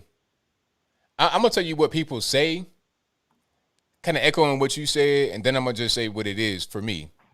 Now, people look at being black as like this kind of struggle thing, but at the same time, very cool and superior to everyone else. That's what they say. It's like, okay, you're super cool, super superior, but yet at the same time, you're struggling, and it's a constant suffering, constant struggle that never ends. That's kind of like the general thing. But what I think that you do have some cultural differences, obviously, based upon where you grow up. And that's going to be different depending upon where you grow up in the United States or around the world. Like, if you put me in the room with someone from East Africa or somewhere, it's going to be some big time cultural differences. Same thing with somebody from even Haiti or Brazil. Some common things, maybe because of the common ancestor, whatever, Africa, but big differences. And then beyond that, it's not that much in common. Like, everybody's pretty much an individual. Unless people want to just abide by this whole thing of you got to be a certain way. You have to be poor and struggling, but cool and everything else. Got to be a gangbanger. People, they kind of fall into that, and then they just do it. But those that don't fall into that, you get a lot of different personalities. So that's probably the best way I can explain it. Okay, gotcha. I gotcha. One of the things I realized. But I'm sorry, I got like limited time, so you got to kind of like make your next point real quick. No, you're good. You're good. But okay. I appreciate that. Have a blessed night. All right, thank you for the call. I appreciate you. Mm-hmm. Yeah, the whole pant sag and all that kind of stuff. That's like that ghetto culture. It's just, I don't know. A lot of people just like to be followers and just do what the next person is doing because they don't want to be exiled from their peer group. But my thing is, if you got people that want to rob liquor stores and sag their pants to the floor, is that your desired peer group? People are scared to lose their friends who grew up with, but you might have to. You got to lose to be able to gain. If you're trying to gain, if you're trying to succeed, if you're trying to go forward, that's just part of what it is. All right. So that's just kind of what's going on. A lot of it is just comic, like cultural references you would know, but I'll talk about that maybe a little bit later. 614, you're the line. Who am I speaking to? Hello, Will Pollard from Australia. All righty, what's going on? How you doing? Yeah, I started listening. Hold on, are you in a headset or speaker? What's going on? Oh, sorry, I'll take it off. Can you hear me better now? I hear you better. Yeah, okay. Yeah, no, I started listening to you after I saw a sort of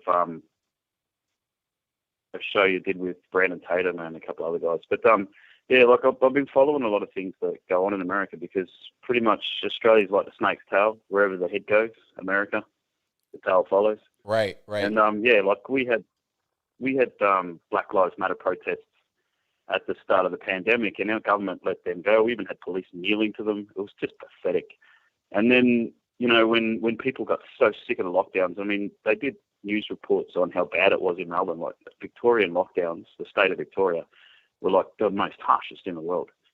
And yeah, so the police cracked down on those anti-lockdown protests without mercy. And, you know, kicking in people's doors, because we don't have First Amendment in Australia. We kind of have a sort of British common law sort of idea that people can have opinions, but we don't have free speech. Okay. It's terrible. Like But I yeah, saw I just I saw want some of the pictures and some of the videos in Australia. It was like, wow, is this really going on all over the lockdowns and the masks? And now we know that that wasn't even really that effective. It wasn't even really, people just doing all these things over what they think is correct. Really, it's out of fear. And it's amazing what people yeah, could yeah. what it's amazing what happened when people just are gripped by fear.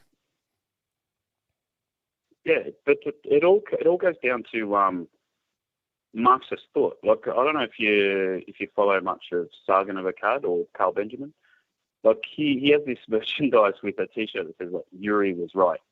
It's about Yuri Bezmenov, how he defected from the KGB, and he said what the plans were. That is a great T-shirt right there. That's an excellent one. Yeah, but the Marxist infiltration, like even the Chi-Coms through Confucius Institutes, they're in your universities, they're in my universities. Our federal government's trying to ban them. New South Wales, the state government actually banned them from universities, and they're infiltrating. And it's like, where is Marxism most prominent? Education. Where do our politicians get their educations? From universities steeped in Marxism. Same with our teachers that are teaching our kids. That's why critical theory of everything is getting into our schools, because our teachers are learning it from those institutions. So it's like the next group of our leaders, the politicians, teachers, and everyone, they're being brainwashed with all this stuff. So then they'll go out there once they become elected, once they get in power, once they become a teacher, they'll just brainwash the next generation, or they'll put certain things in the books that comes from that type of toxic ideology. And then the beat goes on. That's what that's the whole thing about Yuri Bezmenov. This is all things that he was saying would happen. Yeah, and that was back in the 80s. Yes, in the 80s. So this is not a new line of thinking. At a certain point, people understand humanity. They understand the way people think and the way they operate. So, human beings have not really changed that much. On a basic level, we've changed as far as our social conditioning and our practices. But as far as things that make us tick and ways to be able to brainwash us, a lot of these methods still work to this day. Yeah. But there is hope, because the other thing about human nature that they don't really look into is our propensity for rebellion. I mean, a lot of kids these days, they're rebelling against this woke nonsense. Partly it's because of their nature, but the other thing is if we can get hold of that energy and keep steering them that way, right, we can get them out of that whole mess. But I just wanted to say I'm really stoked that I got through. I've been trying for a while. I love your show, man. Keep it up. I watch it whenever I can. Well, thank you for the call. Thanks for talking to me. Oh, no problem. Thank you for the call. Appreciate you. You're welcome. No worries. Take it easy. All right, yeah, shout out to the caller. Great call coming from Australia. Yeah, that shirt. I need my own version of that. Yuri Warren does something like that. I need that, because I've been talking about Yuri Bezmenov for quite a while. I've watched that video over and over and over and over again. Yeah, that's definitely a good one. Let me get to maybe a couple more if I got time. Let's try 773. You don't line. Who am I speaking to? Hey, Bill. How's it going? Everything's all right. What's happening? Well, hey, Bill, several things. One, have you listened to that Judge Joe Brown video about Juneteenth and how it's nothing really to celebrate about? I've not seen that video. Well, check it out. It's pretty informative and insightful, because the interview he does explain the history behind it, and explaining how the black people who were free just went back to the plantation after black troops in Texas told them that they're free and the war is over, for over a year and a half, until some white person told them that they're free. Okay, I see what you're saying. So they went down there, they enforced slavery ending after 2.5 years, but it didn't really change their condition. Correct. Okay. And pretty much mentioned Judge Joe Brown goes through a lot of other historical examples of the Democrats' condition, this mindset into naive black people, and that's where we get these type of stereotypes like Uncle Remus and that zippity doodah thing. I do have one question to kind of ask you. If you remember the movie The Wiz with that dance sequence, Brand New Day, do you consider that type of song sequence celebrating freedom, so to speak, as an example of buck dancing as what they describe Uncle Remus Zippity Doo Dog's song? I've never seen the movie. I've never seen it, so I don't know. You never seen The Wiz before? That's what I find hard to believe. Yeah, I mean, I've never seen that. I know everybody talk about it all the time, but I've never seen it. Okay. Well, I do think that song is pretty much a good mockery of naive people who are celebrating absolutely nothing, but don't kind of get the context of the history behind it. Anyway, I know you said you don't want to talk about the audits until the results come out, but I do think you should kind of take a look into different articles from the Gateway Pundit about different cheating going on and election integrity, because there's some Democrats, mostly black women, trying to use the same racist excuse about black people not having voter IDs or some other excuse. Yeah, I mean, that whole thing, all they're doing is just following the orders from the Democratic Party, because the Democrats just want that avenue open if they want to manipulate some things. That's all. That's all they, because it's not hard for somebody to get an ID. That's not a difficult thing to do at all. Like, they talk like the same people would advocate for a vaccine ID, but they tell you if you want to get a free ID just to show who you are, then that's somehow wrong. So it's silly, it's dumb, it doesn't make any sense. People are just trying to manipulate people's emotions based on this thing so they can have that avenue open if they need to use it. Yep. Plus, I'm pretty much mad at my own mayor. I know you said you didn't read her emails, but I've seen other videos pertaining with her and defending her racist stand of not seeing white reporters. She like other Democrat type politicians who happen to be African American, are some of the most racist individuals I've ever met in my life, and they want to be talking about not being racist. Please. Yeah, I gotta check that out. I've not seen those yet, but I'll check it out. But thank you for the call, man. I'm at the end of my show, so thank you for the call. Definitely appreciate you. Okay, bye. All right. So shout out to my man for calling, but that is a wrap. I'm at the end. So thank y'all for being here. Definitely appreciate you guys. If you couldn't get on, it's not my fault. You got to blame the white man for that.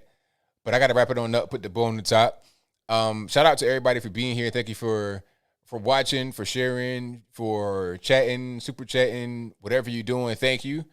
And shout out to all the moderators keeping them trolls in chat. I heard there was some trolls in here. I didn't see one line from a troll. I don't even really care. The mods, y'all got my back. So thank y'all. And I got some super chats right here. I'm going to read those right quick, and then I'll wrap it on up. Let me see. Shout out to Lone Wolf 36S, who says 2,000 human souls are watching right now because you are honest and valuable to all of us, to name a couple of traits. Thank you.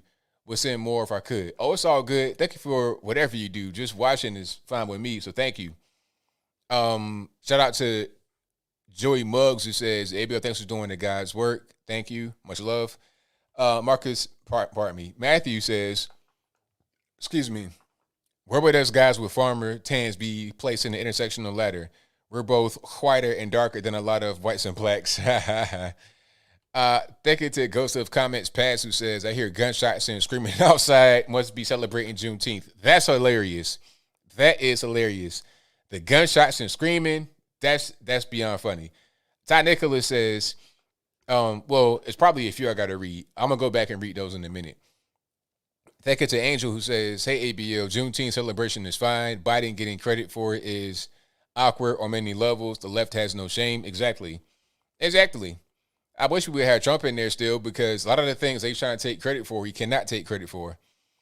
All right. Shout out to Ron who says, keep it up, my friend. Sorry I didn't make it to the barbecue today. I'll get you on the rebound. Oh, it's all good. You know, it was a good event, good turnout. So, yeah, man, catch me on the next one I'll go to. I'll make sure to let you guys know well into advance when we're going to have it so you guys can be prepared. Shout out to One Hope who says, theory's definition means an ideology. Ivan, happy Father's Day, chat. Thank you to Oscar Villanueva for the emoji, the mic drop donation. Shout out to, I can't pronounce this, and if I butcher it, it's not my fault. Juan Cayo, WAN, put it like that, Juan, for the T mug emoji. Shout out to Eunice for the you are amazing emoji. I thank you for that. Appreciate you. Thank you to Pat Brooks for thanks for being you emoji. Thank you to Bruce Davidson for the thank you emoji. Thank you to Adam Baum who says, ABL, you are a very positive force in this country. Thank you. Shout out to Oscar who said, keep up the good work with the working out emoji. Happy Juneteenth, Skylar. Yes, shout out to Juneteenth. Happy Juneteenth. No woke Juneteenth, the OG Juneteenth that I knew as a kid growing up without the woke stuff involved. Happy Juneteenth. Shout out to Laura Catherine who says, ABL, happy Father's Day. I'm sure your dad is proud of you in heaven, thinking of you and God bless on his first Father's Day since his passing. Well, thank you for that. No, I don't have any children, but I thank you still. Thank you to Frank Dest who says, while Newark, New Jersey is in the mood to quote unquote honor the heroes in statue form, they should put up the following: Trayvon Martin, Eric Garner, Michael Brown, and Dante Wright. Shout out to Ty Nicholas who says, number one, in 1943, the following directive was issued from party headquarters to all communists in the United States.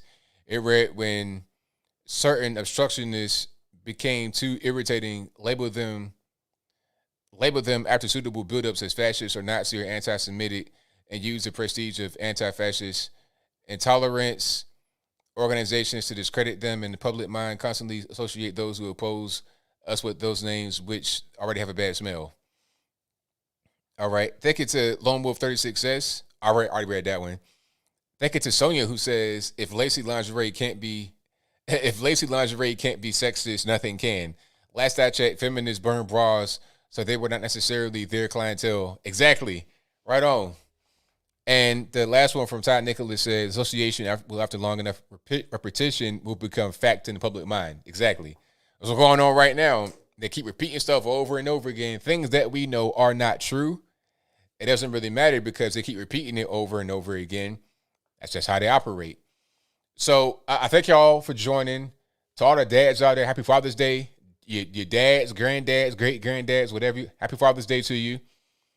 You know, hopefully you get to enjoy your day. You know, maybe you got a tool belt, a hammer, a tie, whatever you got, or nothing, a card, a thank you, whatever it is. Enjoy your day. And hopefully you enjoy your Juneteenth. They had me a nice little barbecue. It was lit. I was at an event today. That's why I didn't do any videos. I was at an event about an hour from here. Really enjoyed it. If anybody from that event is watching, thank you for showing up. Thank you for participating. I do have some video of that, and I'm going to try to get to edit it and upload it immediately. So that'll be a wrap for me. So until next time, y'all be safe. I'm out, and peace.